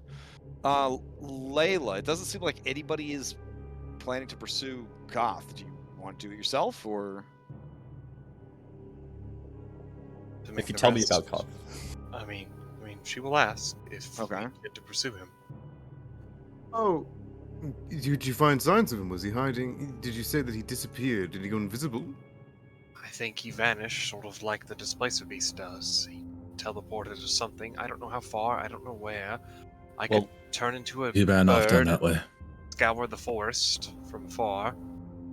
Yeah, I mean, the farthest he could have gone away, I think, is 500 feet. And there's only one way out of this area. He would have to go past the fens, or the, what's the breachway? Was that what it was called? The walkway? I mean, the causeway is the easiest way in. Easiest way, not the only. Yeah. Okay. Jert's gonna get up from this room and say, "I'll be right back, Orion. Claude, stay with him." And I'm gonna go find Guy. Okay. Ah, Jert, there you are. Hey, are you capable of casting magic to calm someone? Oh, of course. I don't like to. My words are usually honey to know. Orion's having a bit of trouble over there. I don't know if he'd be open to it. As you guys are having this conversation, a looming 7.5-foot tall dude comes out, and he doesn't violently grab you, but he casts a shadow over you, Jert, and he says, "Where is she?" Out in the forest. She's hiding. I'll bring you to her, but then we need to find Koth. Guy, Orion's in the room up there. I'm going to bring him to find her. Right. And then I'll bring Gerard to find Minette. Oh, okay. I forewarn you, however, that a caster such as that is not to be underestimated. No matter how scared he was of my antics. He nods. If you guys are willing to lose about 10 minutes or so, we'll say that everybody kind of convenes in the courtyard, and you guys can kind of have this group discussion of what to do next. Does that work? Can we convene in the Manticore lair so we can loot and talk? I mean, I would imagine that's in character for you to shout through the door that if you want to talk to me, I'll be in here looting. Fair. That seems like in character. So, yeah, I'm okay with that. All right. I would say before we lose the 10 minutes to Layla, because Layla does seem to be in a rush before he goes off to go help Orion out. Right. He would say, "Do you have a method of acting as a mount for me or for someone else? If Koth is as planned as it looks that he is, he likely went to an escape plan." I do have such a method. All right. Well, we'll need to be careful. They might be with a patrol.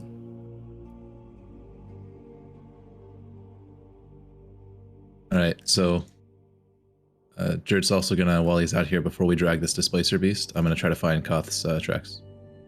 Okay. Here we go. So I'm gonna burn my intrepid to give myself advantage. And Okay. Where do you start looking for his tracks? I saw him run this direction, so I'm just gonna go move into the square that I literally saw him in.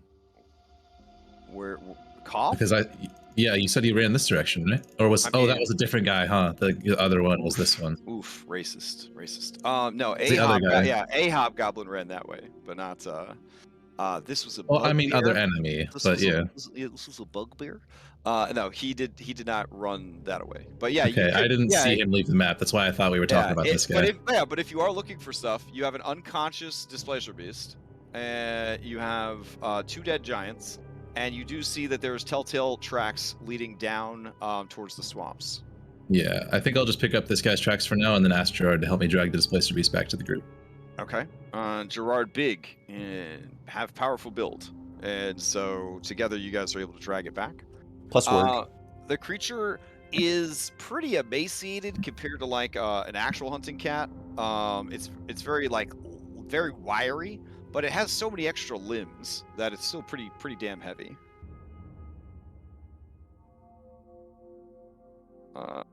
Overall, the body of this creature weighs about 600 pounds. Jeez. But you are able to drag the unconscious creature back into the courtyard. Tie that thing up before it wakes up. Yep. Jert takes out some rope and ties it up.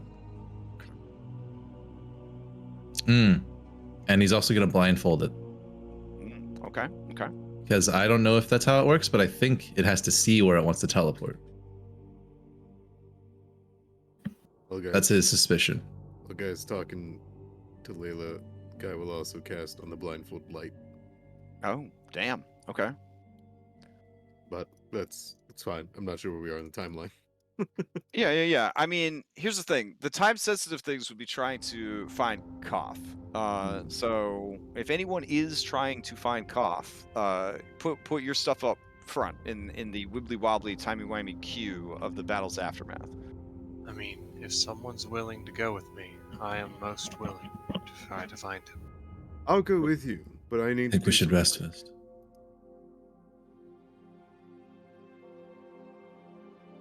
You think so, Judge? He's going to regroup with the Manticore either way, I think, and we need to be ready for that. And once we find his tracks, we won't lose them. So maybe find the tracks and come back so we can rest, or if you think he might get away, then we can go after him now, but it would be risky. So if the Manticore's on the way back and we're found alone out there, Mm-hmm. we could get knocked down. Or worse at the same time with Koth.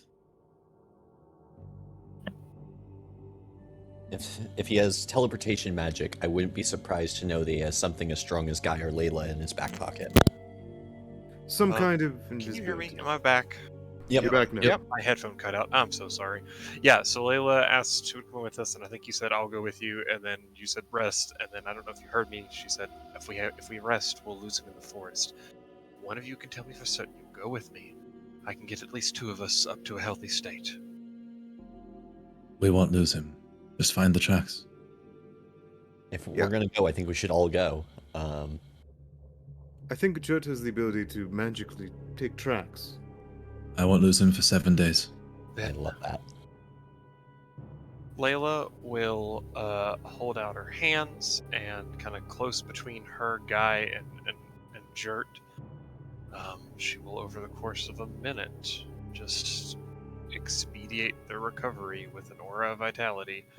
Okay. So every round for 10 rounds, someone gets back 2d6. You just want me to roll it once or twice and just take the average? I don't know how you want to do it for ease. I mean, the day is very much still dangerous, so just roll it out like you normally would. Okay. So I'll just roll it out, and we'll just start with Guy. So round 1. She still has her chalice up. So Okay. whenever she does this, she herself is going to get this every time. Sounds good to me. Right, so that's round 1, guy and chalice.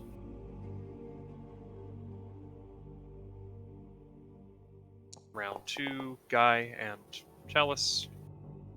On myself. So, is that hill guy most of the way, or not yet?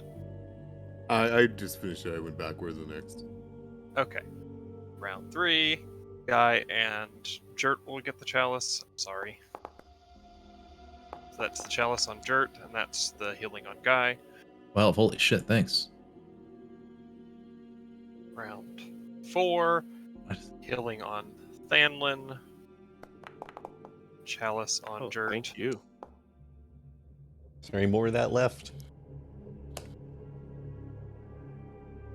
I'm near max. Round 5, chalice on Jert, healing on Barnabas. All right, so in total, that's another 21. I think I'm actually maxed now. I don't Yep. see Barnabas. Where are you at? I'm down at the bottom right. Alright, so... Sorry, round 6. Barnabas, and then Orion. Orion guy would take you kind of out, guiding you gently.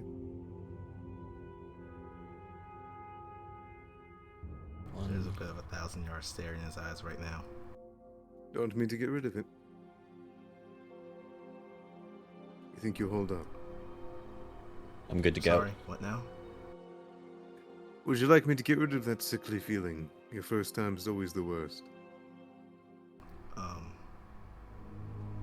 Sure.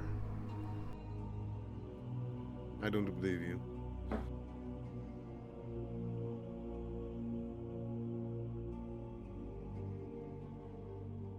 Seven went to Orion. This is round 8. 4 would go to Barnabas. 5 would go to Orion.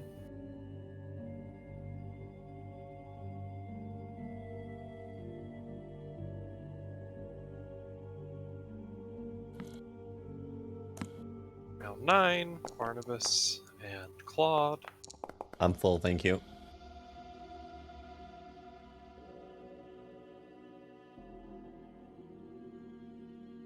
Finally, Orion and Claude. Sorry that took so long.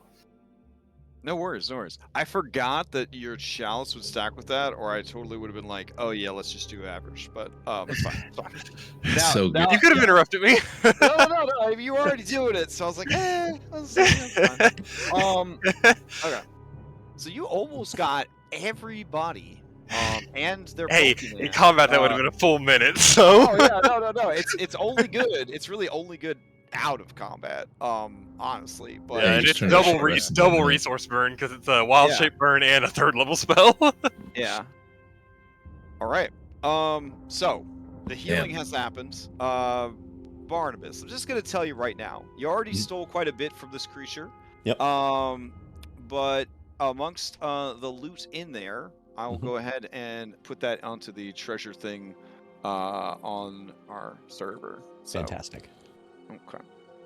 So this will just be Vraath Manticore Part 2.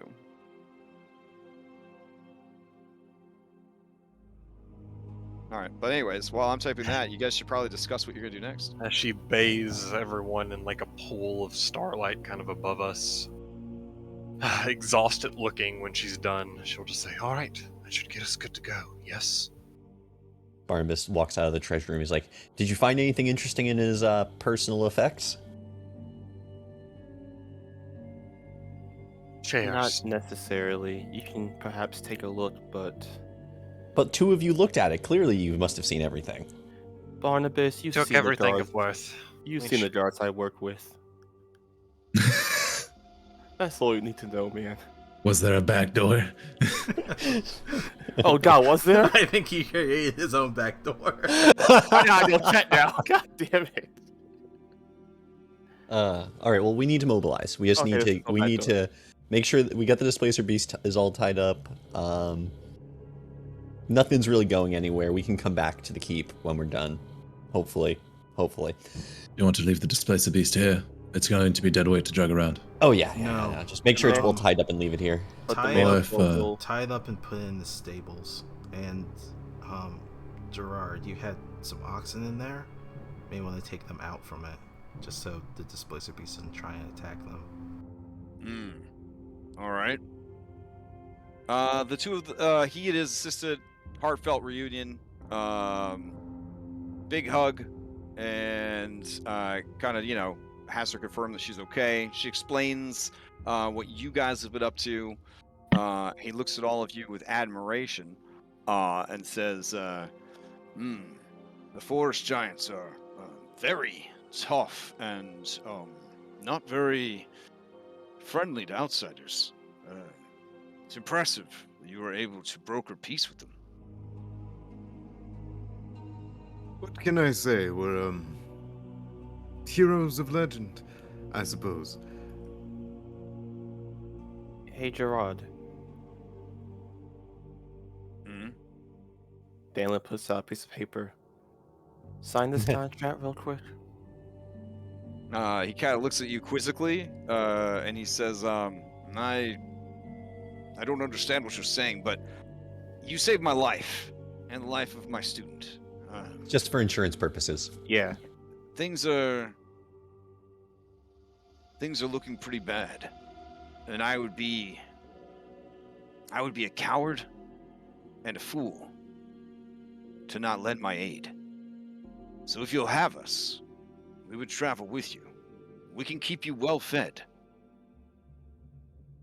and provide some support, though neither of us is truly built for combat. Oh, no, that's fine. You won't have to do any of that. Just keep the pots filled and our stomachs full, and we are good to go. Okay. They will join up with you guys. Okay, thank you very much. Just put your name here, sign this little line right here. It says follower only. There we go.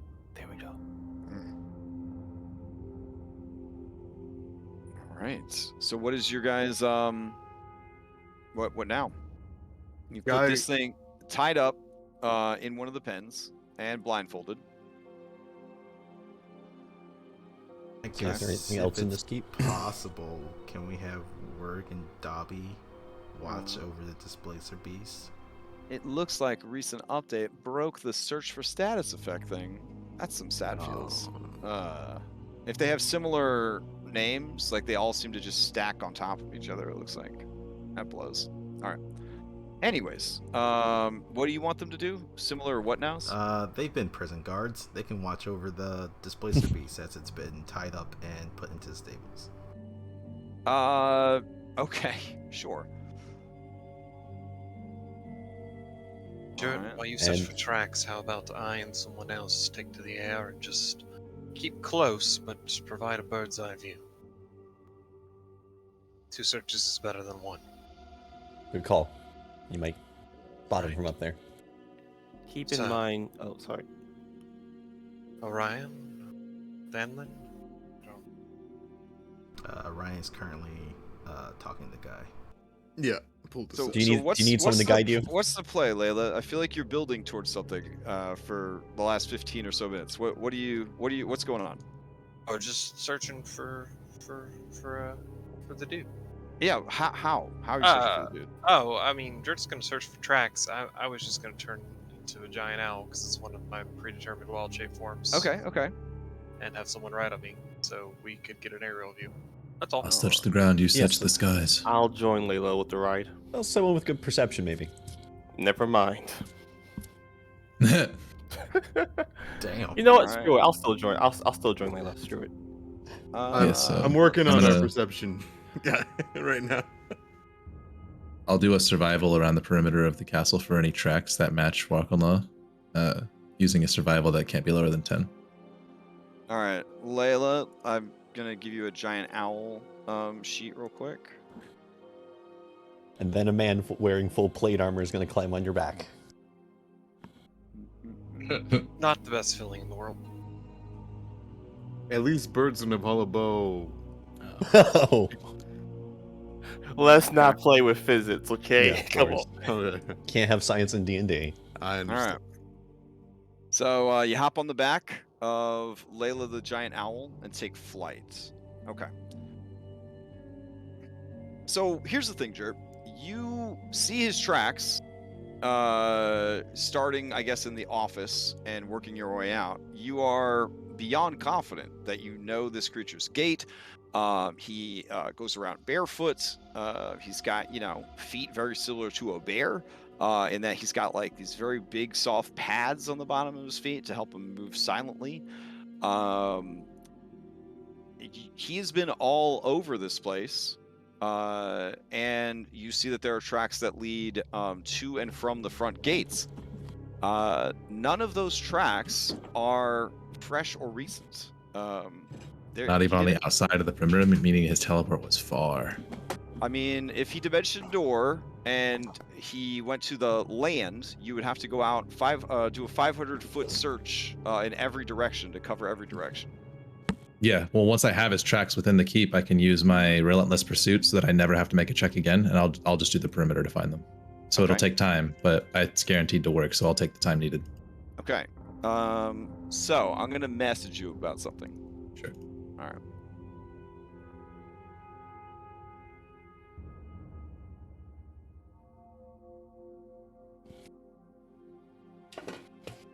So we're still not. Are we still fighting the Manticore afterwards, or? It's up to the Manticore, really. Oh, I'm just okay. I'm not giving its treasure back at this point, so might be upset about that.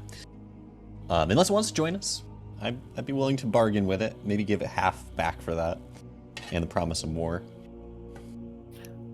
Because it does talk, it is intelligent, and they basically probably just negotiated with this thing to get to live here, and they probably give it plunder from the people they capture, something to that degree.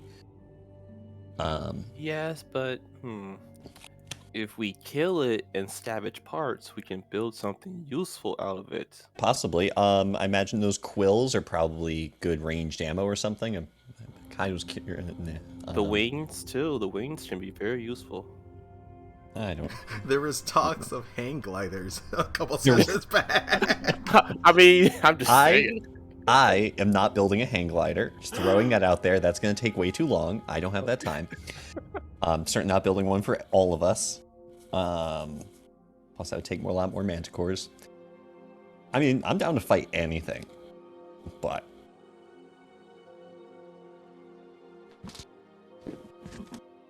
I mean, I don't really see what we can negotiate it with. We took its gold, and I'm saying it's a thing of reason. I'd give it half its gold back and let it live. Won't that piss it off even more? Well, maybe. Who knows? We've got a bard. That's true. I'm not sleeping with the Manticore. God damn it, guy. Take one for the team, man.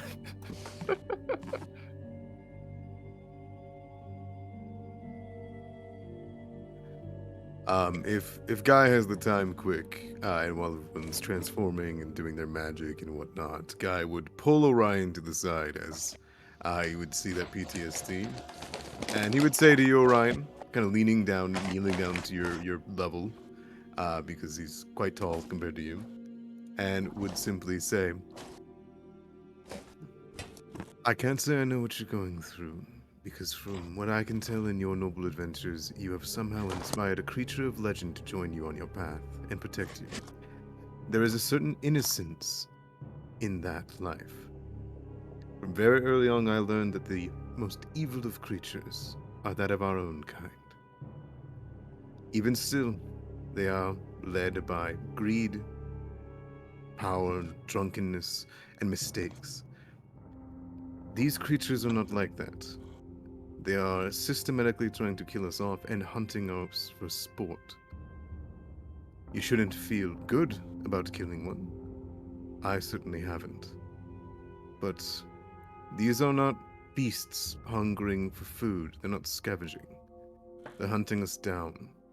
They want what we have for no other reason than they want war. They will not offer you the same mercy, and certainly not to Claude.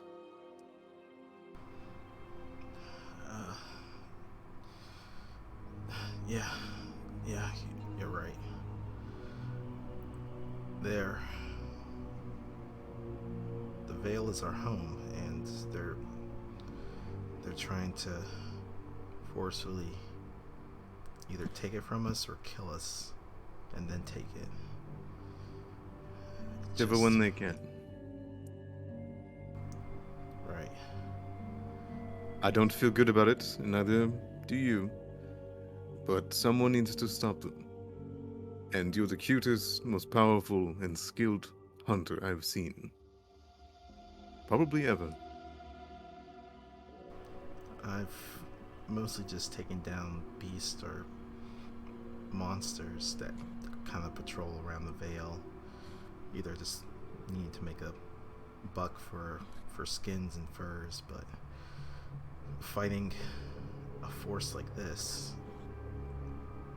humanoids that also walk and talk like us, it was just a bit shocking. Like I said, they're not doing it for any other reason than for war. Hold on to yourself, and if you can't, I can free you a little bit, but not forever. They need you, I need you, and the Vale needs you. Thanks, Guy. I'll try and be strong. And if you ever need to look up to someone, I'll give you a wink. Follow my lead, huh? I think with a shaky voice, Orion will try and like have a little bit of a laugh. There was if I remember, some sort of tale, something about a Pied Piper and rats. Not that I want to forcibly follow you, but you'd still make a good piper. Thank you. I don't know to take that as an insult, so I won't. Thanks. Was he a good man? I don't remember much of the tale. It's just something about a guy who played the pipe and a bunch of rats would follow him and stuff like that. I think it was more mischievous than anything. I think the moral of that story was to pay your exterminator. And now there's a sullen look on his face. Oh my god. In the end, I can be whatever tail you want me to be. And if you need me to go on hunts with you and you need a friend by your shoulder, someone that can understand what's going on, I'll always have your eyes. Thanks. What's going out there? I think Orion, if Guy will allow it, Orion will kind of walk up to him and give him a hug. Oh man, he looks so weirded out. Though you wouldn't see it, just over the shoulder. There'd be 1,000-yard stare of his own. But he would grasp, pat you on the back twice, ruffle your ears, and then turn you around and open the door.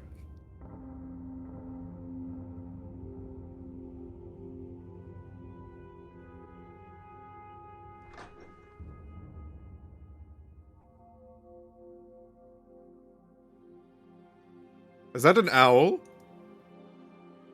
The owl will look to you, assuming it has not taken flight yet, and you will hear psychic resonance in your mind. Just go, "That is correct, Guy." That looks painful. Would you rather have Orion on there? Yes. All right, fine. I'll jump off. Get off. All you had to do was just say so, okay? Jeez. Giant owl with your 13 strength. You are a large creature, but goddamn, that was a lot. That was a lot. I did not want to be rude. Oh, these are also the fancy new owls from the Beast supplements. So you have this cool move, but you also unfortunately have this dumb science fact. That's neat. Yeah. Oh my god. It's a great supplement, by the way. It's just called Beasts, and it's on it's either on, I think it's on DM's Guild. Really? But Man. it basically rethinks like 50 of the more common animals, like cats having fucking dark vision, stuff like that. Just be a complete advocate for a second and say, even though I'm not playing an actual beast druid, the shape-shifting stuff is a lot cooler. Like, you can talk, you don't get their HP, but like you can cast spells and talk. Yeah, but like the whole like static HP, honestly, I think it's better. Like Dom yeah, you plays. just get your Yeah, HP, but like yeah. it works. Yeah, It's pretty good. Dom plays the Giphy Glyph version that just has like you get like a certain amount of HP for that form. That's like, I don't know. It's just it's definitely more equitable, but also yeah, it's a bit more fun too. It's not like you for some reason just have access to Yeah, like I have like 5 B shapes, but like I'm not limited to not flying stuff. It's just like I chose flying one, but it's one of my 5 I can turn into. That's it. Okay. So Orion will look at the owl. I know she keeps Oh, her right. mental Yeah, stats, yeah. but is there a glint in her eye? Oh god. Oh, hold on. Let me roll. I'll roll the owl's wisdom because even though I keep my mental stat, a small glint in her eye. Are you guys sure this will be okay? You want me to come with you? I don't know if she'll be able to carry both of us. Well, if not, we'll find the pellet she coughs up and we'll resurrect you. Orion will slowly climb onto Layla the owl. If I was to deposit you anywhere, Orion, it would be in water. Worry not. All right. So, what height are you flying at, and are you following Jerk? Because 500-foot radius around this keep, that's about 4.5 acres. And that's with like taking into account that he could have teleported to the bottom of the cliff. There's swamp, there's hills, there's forest. It's going to take a while for him to do. He and I have already kind of talked through the process and the checks and the shit that he found, and he can report that information to you guys in character. But it's going to take some time. So, are you following Jert, or are you letting Jert do his own thing, and you're flying around? You can see loosely what I'm doing with my thing. It's not perfect, but you know what I mean. I am making a circle around, getting wider as I go in a sort of a reverse spiral. That's my plan of flight. Increasingly concentric circles as you fly out. and Yeah. about. Got it. Yeah. Okay. Orion will tell Claude to follow Jert, and he has advantage on perception checks for smelling. So Jert needs any assistance for smelling a certain Jert thing? literally did as good as Jert could possibly have done, but thematically, and also just because it's smart, you have somebody with Jert, because God forbid somebody get the jump on Jert, and then he never returned from his tracking. So Claude will be following Jert's orders. Okay. All right, let's go, buddy. You can mount him. Oh fuck yeah! I mount this Claude. All right, so riding around like a fucking night elf on this cat mount, you go and spend, God, I'm gonna say 4.5 acres, and you're looking for tracks and clues and everything. It's gonna take hour, possibly 2 hours to really kind of get in there and make sure that you're not missing anything. Fine with me. Based on your ability, you know that once you've identified them, you'll know what to look for in the future. So there is that. All right. And the tracks that I mentioned to you, they go in all directions. This is definitely the epicenter of those things. So if you hung out here long enough, stuff might come back here, and you can try to ambush it as it comes back. But that's kind of your takeaway there. Up in the air, go ahead and give me a perception check with this here owl. Sure. So I get to use my stats if they're higher. Okay. So... I mean, I'd say you could assist it, but an owl already has keen. Okay, that's what I was gonna say. Yep. All right. You see everything for quite a ways. You just sort of look around. You, I think, even from your vantage point, could see that lone hobgoblin kind of running across the causeway. Even at this great distance, just kind of fleeing into the swamp. As far as catching sight of a bugbear sorcerer, you do not see anything on the grounds nor anything on the horizon. Okay. Pretty sure I got a great and wide kind of scope. With a flying mount and like an artillery mouse on your back, if you wanted to, you could probably fly after that hobgoblin and just gun him down if that was your intention. Otherwise, he'll continue to flee. Only we wouldn't even roll in combat for it because Orion you guys would. Otherwise, she would just return to Jerd. Okay. Oof, I'm curious. After what Guider said, does Orion do it? Orion, yeah. Do you want to fly down and just rain arrows upon this guy as he's fleeing, or do you let him go? I'll roll a wisdom save. I guess I technically do have... Oh no, this is a regular wisdom save.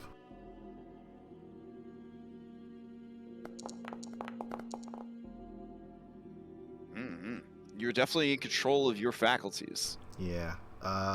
He won't. He'll tell for Leah that we should just head back. If he's not aware of this terrain, whatever's in the swamp will get him first. Okay. She will return back to Jert and the rest of the group, I guess. And as Jert is searching and tell Jert, she finds no sign of him from the sky, and she pretty certain she could be a good sweeper. So that takes the three of you out of commission for an hour and change, or more. I'll probably say 2 because you have to get down to the bottom of this cliff and look around and all that kind of stuff. Look for caves that he might have gone into, etc. Back at the keep, while they're out looking, Barnabas, you're looting like crazy. You're confident that you've stripped the room of anything valuable. Yeah, I did hear that there was a wizard's room. Maybe I should loot that. I don't know. Mechanically, I don't know if you want any more investigation checks in that room. If not, that's fine. No. Like again, with a party of 6 with allies and pets, it's futile to have any secret anything if you allow everyone to roll. So I normally allow 1 roll for the party. In this instance, I allowed 2. Layla's was made at disadvantage because 1 roll was already made. Okay. So essentially, they've ruined the crime scene. Okay. You get in there, and any way to know what was going on is ruined, essentially, by their terrible investigation skills. Okay. Yeah, you would have to draw your. Or was it by the book of Drellin's fairy cards? Oh, it was definitely by the book. Yeah, you confiscated the daggers. And I'm pretty sure I was made into the honorary deputy. Yeah, and you broke one of the chairs. You were? You flipped the desk over. Yeah. So basically, when you finally get to the room, you're pretty sure it was a study of some kind. A little frustrating. Yeah. But I could give you a room by room play here, so that might give you guys a better sense of what's going on. So let me give you guys the whole shebang of like flavor text and whatnot to give you a sense of what's going on. This shack out here, it is a gardener's shack. So long ago, a servant would have lived in that little shack. You realize right away that the shack is so rickety as to only be held together by its own sheer determination. Opening the door itself causes the thing to shift dangerously, and you get the sense that it would collapse if a strong enough breeze came through, which it is a very windy day to begin with. Let's see. Then there is what used to be a small garden that has now been overgrown with time. It does not seem that any of the Red Hand attempted to fix the garden in any way, shape, or form. Inside the courtyard, you guys saw that there was now the smoldering remains of a taxidermied owlbear, and many doors going in different places, boulders. You do see that there are the skeletal remains of giants that died in the siege long ago, and whose bodies were just left here. They're overgrown with vegetation or sunken into the dirt. In some places, their bones have almost sort of like like calcified to stone. They've been left unattended for so long. Let's see. Inside the stables, which are over here. Let's see. Inside the stables, you can see that there are 4 pens, as well as sort of an area that the goblins were using to sort of sleep and live. And then, let's see what else. I think there's actually little beds there, but with the addition of these oxen that they would have needed to store, they would have probably pulled the beds out and moved them into the corner over here. But basically, this was set up to be sort of a goblin barracks and warg stable. All right. Smashed wall along that wall. All right, you guys already checked out the spike-littered nest. In addition to the treasure that I described, you also find 5 manticore quills that are of excellent condition. They could be fashioned into crossbow bolts very easily. All right, and then area 8, which is over here. This is sort of a common area. You guys have been in and out of this. There's a hole in the ceiling for this campfire to go through. There are triple bunk beds along the wall here. And then the broken remains of whatever sort of bed or pile of beds that Callahan tried to make for herself. A larger door leads into the tower over here, and a smaller door leads into a now wrecked office. All right. Anybody with sort of a military background, you get the sense that this room was used for planning purposes, but beyond that, unsure exactly what was happening in here. There are basically the ruined remains of like office supplies, so overturned inkwells, quills, rolls of parchment, things like that. But it looks like whatever was pinned to the desk and whatever other papers and books were nearby may have been sort of swept into a sack or snatched up in Klaus' attempt to escape. All right. So then you've got this room over here, and let me just start removing all these roof tiles altogether. There we go.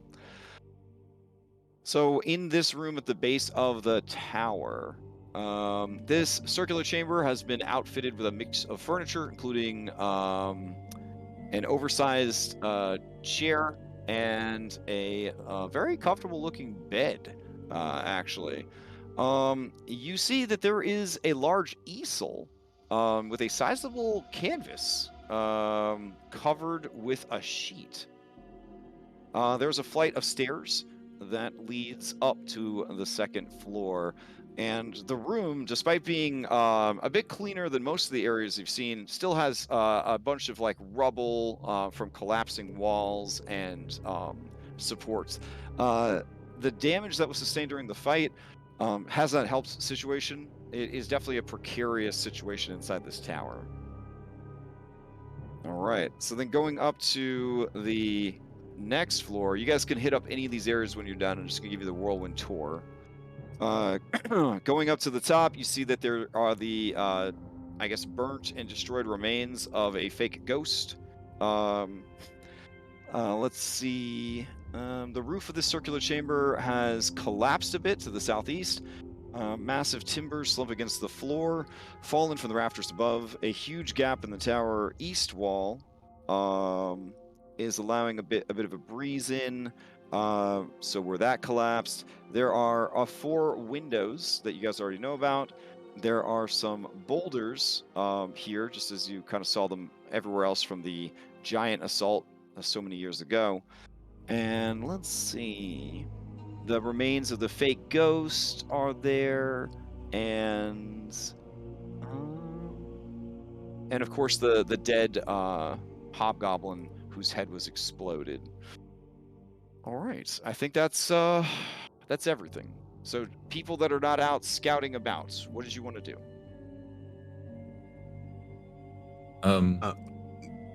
Have we finished our task. No. I Oh, specifically while we're said out. people. Yeah, people that are not out Oh, scouting. that aren't out. I thought you said that are. Sorry, my Oh mistake. no, Misheard you. yeah. People that are not out scouting. What do you guys want to do? Would Phelan qualified for having military backgrounds? Yeah. So I'm gonna say that you think that there was a map pinned to that table. Guy would grab Okay. Barnabas and Thanlin and bring them there, right? No. Okay. Probably likely pulling Barnabas out of the gold. Okay. And then would say, "Do you think there's anything under the bed sheet on the wall?" Well, it's some kind On of the easel. like a painter's easel, and they have the artwork covered. Fair enough. Let's see what it is. Well, I imagine this was Koth's bedroom, probably. Wonder what he was working on. That's what Guy's thinking. And Please flourish. Guy would walk up, grab it, and flourish as he takes it off to see what's underneath. Okay. There is some sort of painting. The painting seems to be painted with only shades of red. And as you look upon it, it seems to be some sort of. The longer you look at it, I don't know. I'll just post it up, and you guys can kind of figure out. I guess your character's own interpretations of it.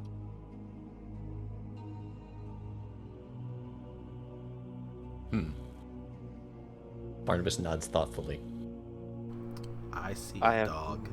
I have no idea what I'm looking at. Guy, as a bard trained in all skills, Hmm. you realize that this is obviously some sort of abstract painting that is trying to convey the inner feelings of the artiste. The medium is blood. Yeah, Guy was gonna say, a bit on the nose for someone named Bloodlord, isn't it? Feels like he's got a one-track mind. Well, yeah, I suppose you're right. You can see underneath the bed are more of these paintings. It evokes strong emotion. Guy will help Barnabas if he wants to check out this room, but make it quick so it won't get fallen. Here we go.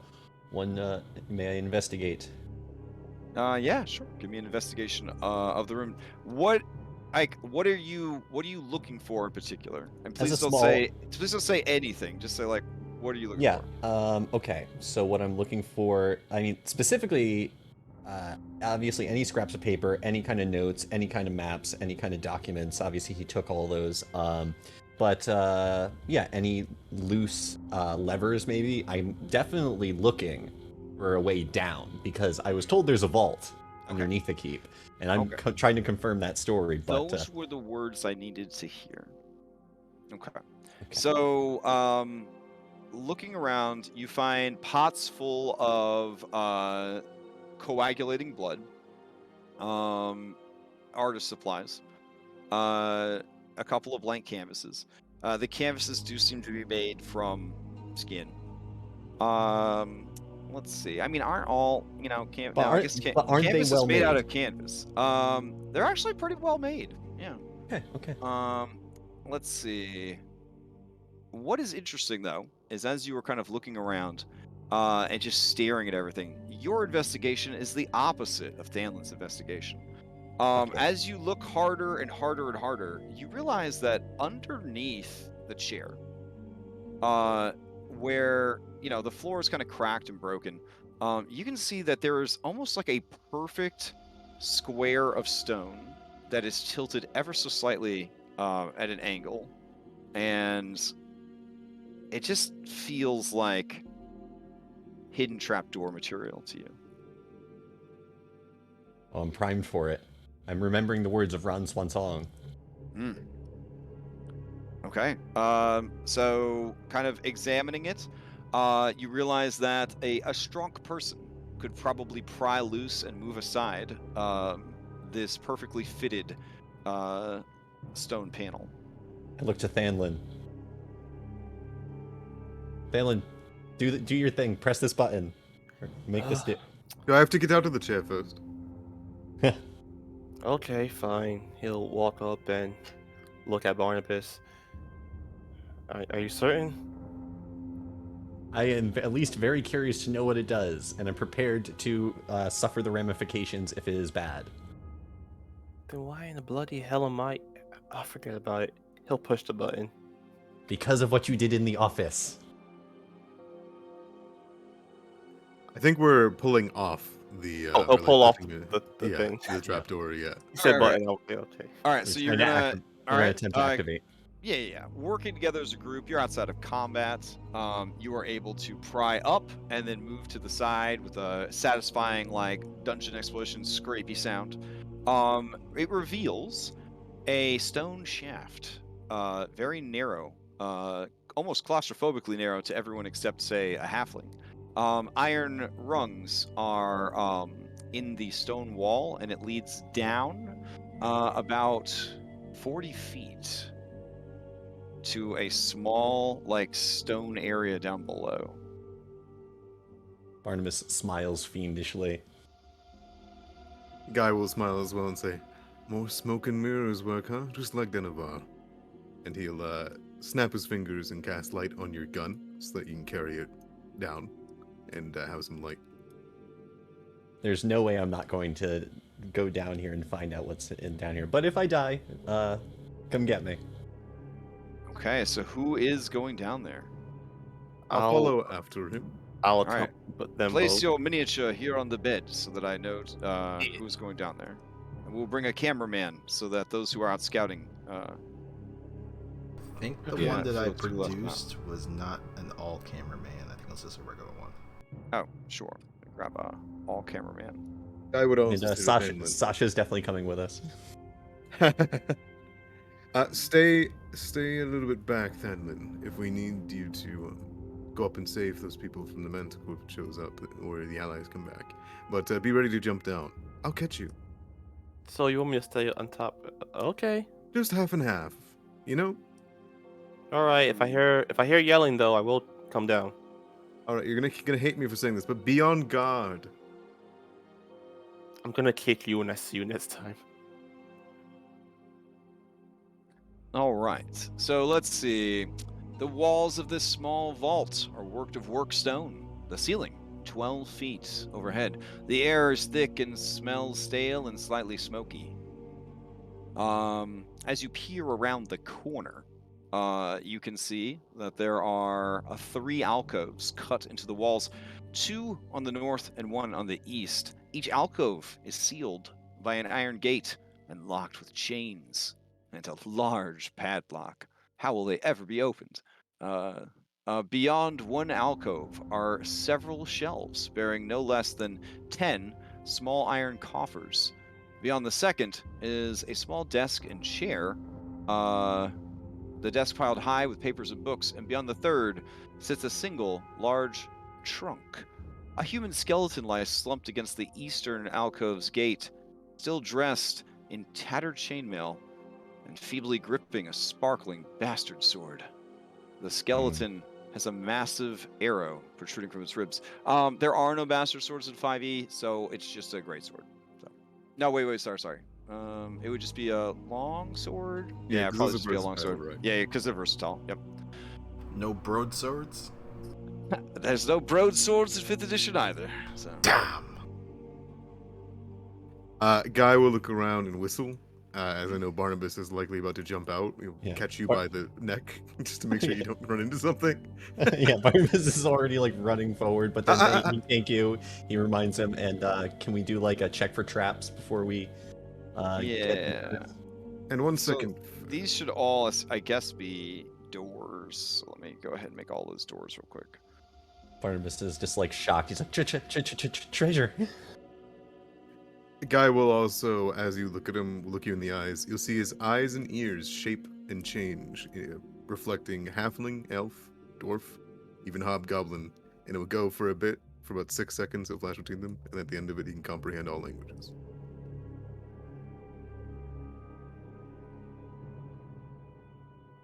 Holy crap, Ron Swansong was right. I told you, he's a good man. There might be the fortune to wage a war down here. This might give us the resources we need to win this. Still got those little definitely illegal tools? You know I'm a master of all tools, and tools are neither good nor evil. They are simply neutral and put to use. Right. And Guy will copy your thieves' tool proficiencies and help you with whatever you need here. Fantastic. And I don't actually own thieves' tools, actually, but I have tinkering tools, which I think can be used, but I can use tools belt to summon. I can just simply summon thieves' tools using a bonus action. You beat me to it. I was going to do the same thing. I know. Between you and I, we can summon basically anything. Okay. I'm going to try to look for traps and investigate. I will help.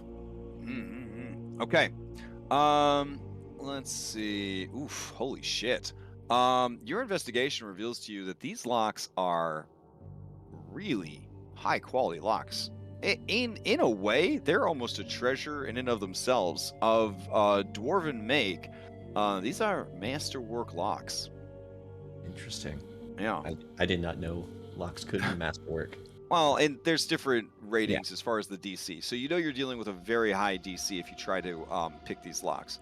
The skeleton seems to have some very cool looking gauntlets on it.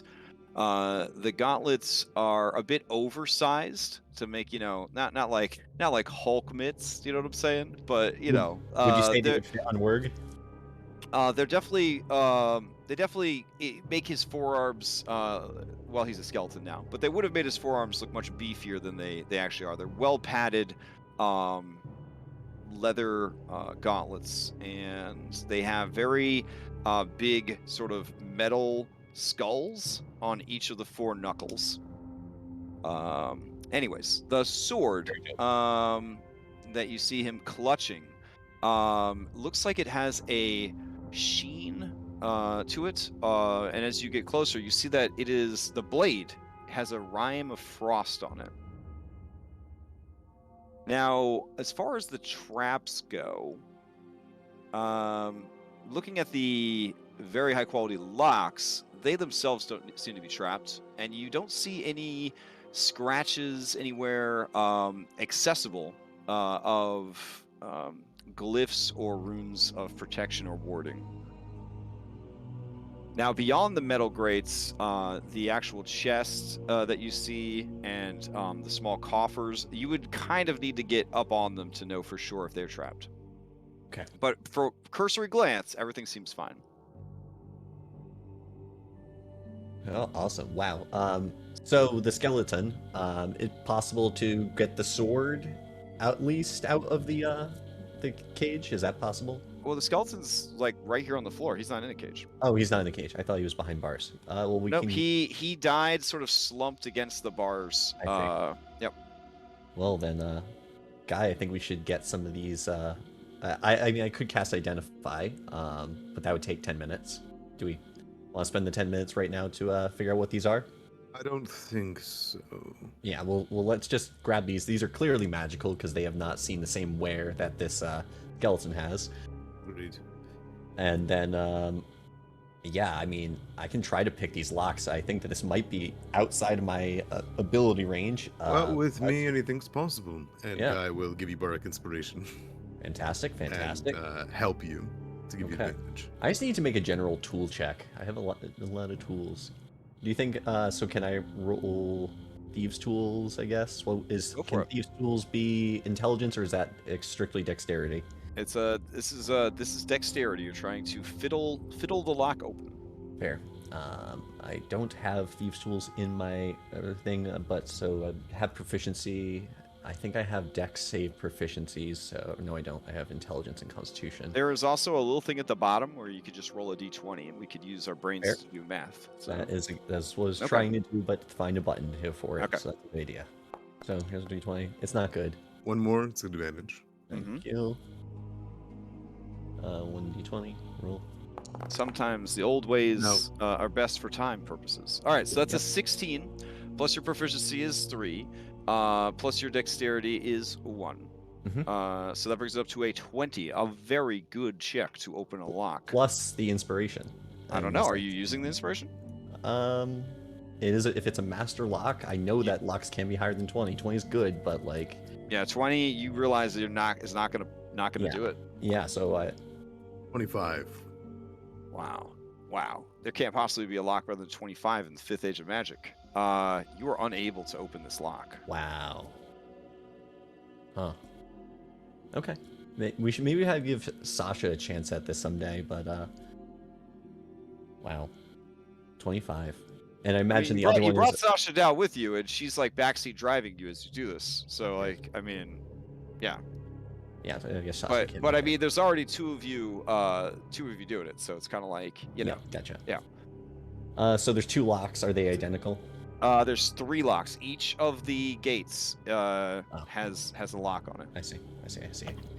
But they are all of exact same quality, and it seems to be, yeah. All right. So do we want to take a chance at all 3 of these, or do we want to? Can I guidance myself on a check like this? Yeah, sure. Okay. And it's the same as a normal check, where if I tried the same lock again, it would be at a higher DC. It'd be diminishing returns. Yep. Yep. I don't think I'm going to be able to get that at diminishing returns. I'm pretty sure that's over 30. So I'm going to go to the next lock, and I'm just going to do the next 2 locks, and we're just going to do some So I would assume order of operations, would you have gone for the treasure chest first, or the closet full of small boxes? Oof. I mean, Barnabas is big as like one of those like stomachs, or his eyes are bigger than his stomach, so he would have gone for the big chest first. Okay, so stepping over the bones of this dead dude, you try for this lock, and it is real. Yeah, it's just not happening. Damn. All right, that's much. Then I'll go for the small boxes next. Here are the D20s. All right, go for it. And then I'll roll the guidance. Here's 1, another 6, and there it is. And then I will use my bardic, which on ability checks means I can roll twice and take the higher. So. And I got a 4 for my guidance. So 30 without bonuses. All right, a 30 is enough. Man, I should have done the big chest again. A 30 would not have been enough because of diminishing returns. Damn. We're gonna have to break that lock.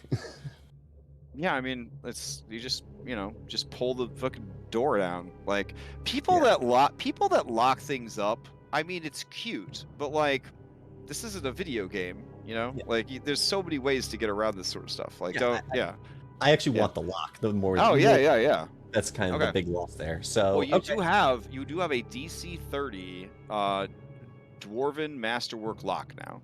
Holy crap! DC 30. I mean, we're gonna try for the next one, but chances on that are slim. Okay. Can you teleport again? Yeah, I can.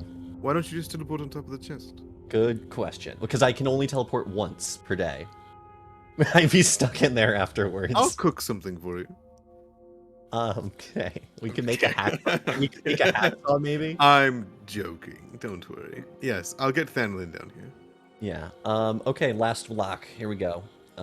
Here's guidance roll, and then 1.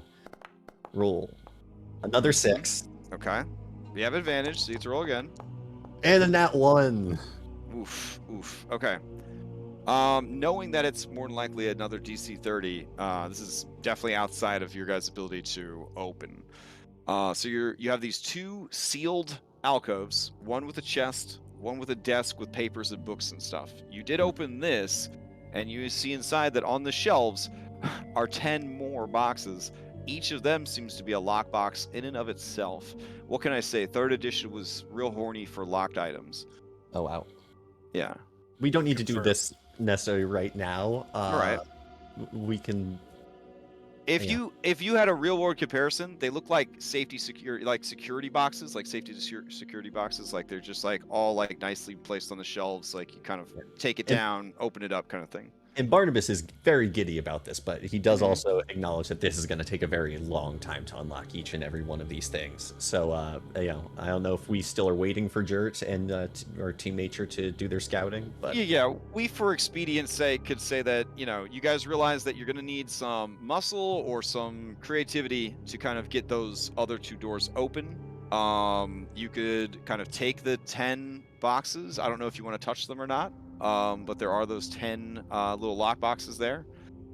And you guys can all meet back upstairs and discuss your findings. You know, just to make sure everybody's back on the same page. Does that work for everybody? Yep. All right. So, I don't know if you decide to stay in owl form or not, but we'll assume that everybody's back and you can info dump each other what you were able to find and discover. I hit the ball back to you. Lex is kind of touch and go. He's not going to be able to like speak up or anything. He's got something going on a phone call, but he can also catch up later. That's all right. We're closing in on that end, right? Yeah. Jerk comes back a little dejected looking and frustrated. Nothing on your end either, huh? No. In fact, I searched the sky and it's like you just disappeared completely. exactly. There are no new tracks, meaning there are 3 options that I can think of. One, and the most likely, is that he teleported and flew away. I can't track a flying creature unless they hit the ground or trees along the way. Well, we waited 10 plus minutes to go after him, so he could have easily gotten over the horizon by then. Is it possible that he shifted to another plane, that perhaps he went to the Feywild? Give me an Arcana check. Anybody trained in Arcana, you can toss it a roll for that. Yes, So Bart, you are trained in all skills. So. That's the second option, is he teleported farther than 500 feet, which could be an actual teleport spell or a plane shift, I guess. And the third option is he teleported down and underground, but I did not see any cave entrances in my search, so that's the least likely of the 3 options. Guy, he could have sidestepped, which is to say he could have gone to the Feywild, he could have gone to the Shadowfell, he could have gone to the Ethereal, or even the Astral, but unlikely on the Astral, because going to the Astral without leaving your body behind is extremely high level magic. Yeah. He would definitely have not used a searing, scorching ray on somebody if he was a high enough level person to fluidly enter the astral plane.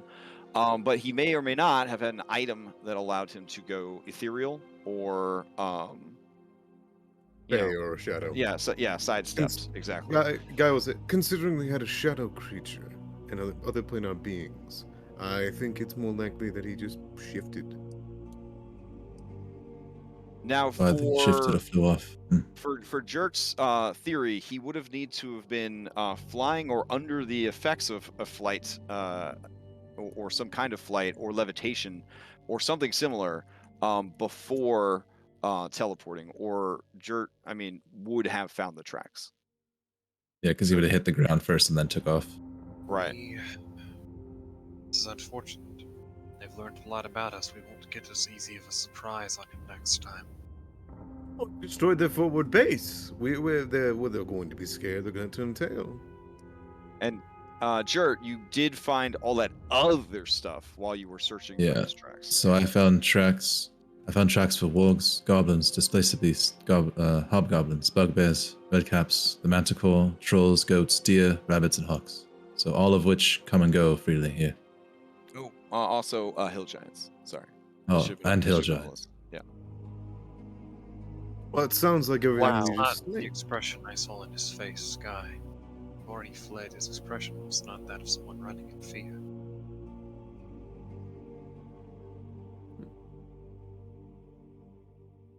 Well, he did seem a bit disturbed by my magic. Are you sure? I'm sure. It also seems like there was a creature made of blood that walked through the path somewhere, but I couldn't find it. Just its tracks. What do you mean made of blood? Yes. It would have had to be made of blood to leave those kinds of tracks. It was entirely sanguine and liquid, leaving it even on the trees and the bushes it passed by. Like an elemental of blood. He nods grimly. That's perturbing. It indicates more sorcerers than just this Bloodlord Koth. But he is called the Bloodlord, right? What if that was him? Have we found anything interesting in the interim while we were gone? Absolutely. Barnabas smiling ear to ear. He presents the things we found on the skeleton. We have these nifty gauntlets, and he shows Thanlin the sword. And he said the sword has like a sheen to it that's like chill. Is this what I think it is? Is this cold iron?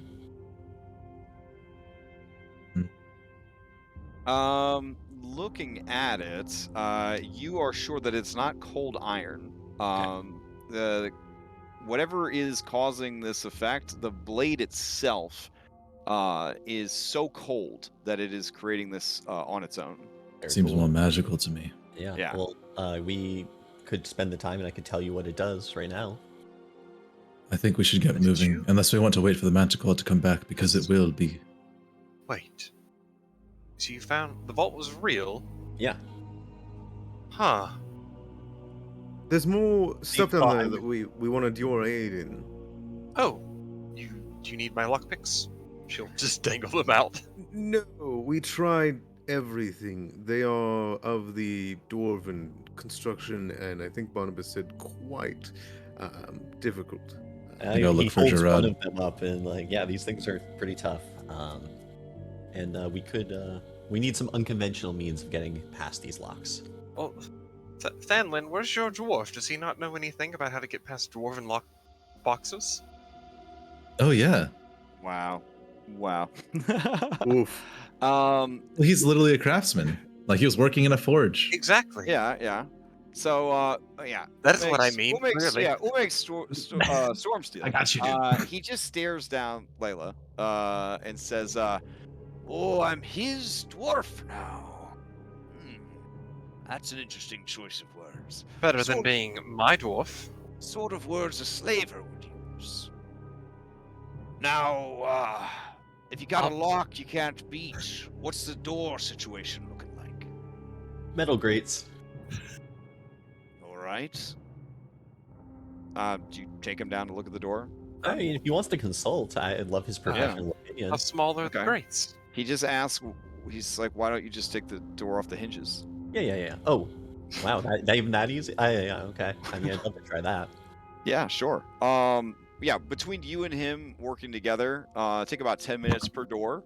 But you could take them off the hinges, and he does that thing like when you're helping like an older relative like work on stuff, and they want you to psychically know everything that they're saying and doing.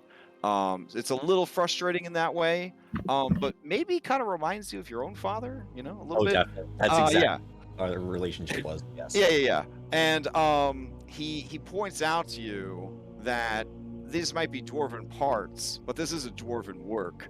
If a dwarf was going to put a lock on this door, they wouldn't use a regular fucking chain, which you guys could have snapped very easily. And then he points out, and they wouldn't have exposed the hinges.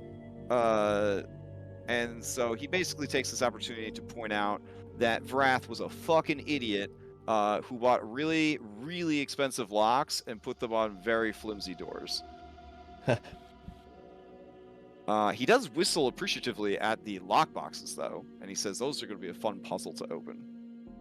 I already got one of them open, in fact, but I'm not sure if I'm ever going to get... No. Inside this room, there were 10 lock boxes. Yeah, little safety security boxes. Yeah, those are going to be, those you can actually use Thieves' Tools Intelligence for, because they're all little tumbler locks. Cool. Very cool. But you guys basically just remove these doors, 10 minutes apiece, and you're good to go. Yeah. Now, if you do want the locks to be functional, you'll have to eventually get the locks unlocked. But you can just take them in the chains for now. Or basically cut the chains, keep the locks, and try to use the locks later. Very good. Yep. Okay. And let's explore that chest in this study. Okay. So, I'm going to move everybody back upstairs. We'll assume that you now have access to everything that was in the vaults. Just give me yes or no if you take everything out of the vaults and bring it upstairs. Yes. Yes, we take everything. All right. By saying yes, now I can blow you up with all these glyphs of warding. Meow. Touching these objects does not seem to trigger any sort of glyphs of warding or anything like that, and you bring everything upstairs. Standing over all of your sweet fat loots, you realize that we've reached the end of the session. The anticipation we just have to hover for a whole week to figure out what was in the box. What's in the box? Yeah. Oh man. Maybe like on Christmas you get to open one present before you go to bed at night. And then you get to open the rest in the morning. I don't know. That's how my family did it. Do you want to say that you had a chance to identify either the sword or the gauntlets? I'll tell you the sword or the gauntlet before we end the session. Can I throw in an alternative? Oh, what's your alternative? What if that? Did you guys detect magic on that fucking painting? Because blood monster, and that's just a giant painting of blood. You know what I mean? Like, I'm freaking out over here, guys. So you throw all of his paintings in the detect magic burn pile? Burn them all. Yes, oh my god! Just with a fire. All right. So do you burn his paintings? Yes. Okay. Oh wait, we keep one. We keep one painting. Just one painting. Ah, god. Okay, we'll keep the one with the man. The one with the. Why are you wanting to keep that? It's disgusting. This one? Yes, that's the one. Okay. Just in case. Gross. Just in case. All right. As you toss them in to the fire, and the fire begins to eat at the canvas, that's where we'll stop for the week. All right. Cool. Does the blood like rise from the fucking thing? Like smells like symbiote? Like. I mean, we'll have to find out next week. Oh no! All right. So you are poised to get, I'll be honest, some pretty dope ass loot. Some pretty ridiculous loot, honestly. So that should be pretty cool. And you've discovered and learned a lot about your enemy, and you faced down and defeated a shitload of tough stuff all at once. So I mean, you should be extremely proud of yourselves. Yeah. I know that some of you are holding onto the words, was that a milestone? And you want to ask, was that a milestone? I have to check my notes. Sitting on the edge of my seat right now. Yeah, because I think it gave you an extra. Dealing with Warklenaw was when we did that one early. So let me see. Campaign notes. Milestone guide. All right. Okay, milestone. Vraath Keep, you should be level 5. Finishing Vraath Keep, you are now level 6. Woo. Hell yeah. All right. I get to be level 5 as a bard! Yes! My own spells! All right. Devil's Sight. That's good news. We will end on getting the milestone, sitting on a pile of treasure. So much fucking treasure. There's actually a note from the authors trying to explain why they gave away so much fucking treasure, which I still think is one of the cutest things I've ever seen in a published adventure, was the authors feeling like they needed to explain themselves when they gave out this much treasure. So, here you go. I will give you a screenshot just at the top. I was about to say, can I get...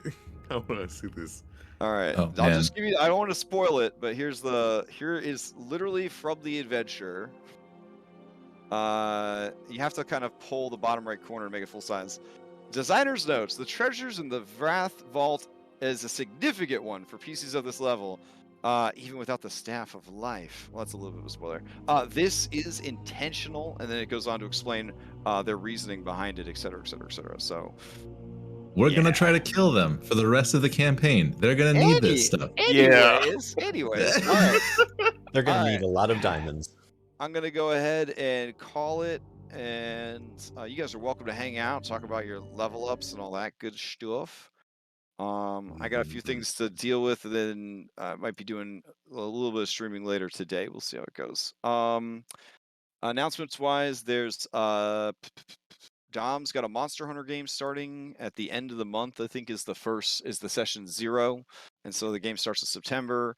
Curse of Strahd's going to start the end of October. Very excited for that game. And I've already decided that I will be running a second Curse of Strahd, but I have no idea when that will start. I only know that generally, if I do that much prepping for a campaign, I feel like it's worth it to run it twice to kind of get like more mileage out of the prep. So even though so much of the work has already been done for Curse of Strahd, I feel like it would be a fun one to do more than once. So eventually there will be a second Curse of Strahd started up. Odyssey of the Dragonlords Prime resumes in September as well. So we got a lot of stuff coming up on the horizon, which is pretty exciting. And I know, Ark, you had posted an opening for your Drow game. I don't know if that's been filled or not, but more information. There are mostly people vying for it. If you want to throw your hat in the ring, you're more than welcome Okay, to. great. I don't. I hate Drow. So there, I put it out there. And then let's Wow. see. Yep. Okay. Listen. When I was a kid, Drow was a very popular enemy type. Okay, I had to fight a lot of Drow in my life, and maybe I carry that with me. I don't know, but you can only be affected by magical darkness and web spells so many times before you just like fuck all this noise. Oh, man. So My feel you party on was that sick one. of it at level 2. So yeah. My first ever And character death in Pathfinder was due to Drow sleeping poison. I feel you on that one. yeah, Drow are they're not as bad nowadays. Let me put it this way. They're not as bad as they used to be. Every Drow in second edition was fully kitted out with magic armor, magic items, poison, hand crossbow, 2 weapons. I mean, it was a lot of shit. It was a lot of shit. They were all like multi-class, like, so they had magic in addition to like rogue abilities, in addition to fire abilities. Drow were a high level monster when I was a kid. They were very tough. It was very stressful to fight them. Um, Nowadays they're mostly just annoying. But it still brings back that fear from when I was small. So I don't really like Drow that much. But it sounds like I've heard good things about the campaign. I think it's a great opportunity. All right. Isn't it Anybody like else have any done announcements? on Foundry? Do what? Sorry. I said, What's isn't that campaign like fully Foundry imported too? yeah, Seems like that'd make it so nice to is. run. It makes it nicer. There are some things you need to do. Some of the Yeah. shits don't work all the well, but Yeah, like a Yeah. Roll20 adventure where you paid $50 fucking for an adventure that you already paid it's for. 70, I think, Oh my god. or something like It's a Yeah. big adventure, believe me. Okay. Anyways, I'm gonna go get some to eat. I might be on later. Hope everybody has a great weekend. And I'll see you around the Discord. that. See you. Crash, great All game. right, take Thanks care, for man. running. Yep. I will note that one of the biggest things that surprised me about that book is that it's 550 pages, and less than 200 of it is the adventure. Man, I got so What is tired of reading what through is it. it like lore that much or? There's tip. Oh, yeah. you explain it to him.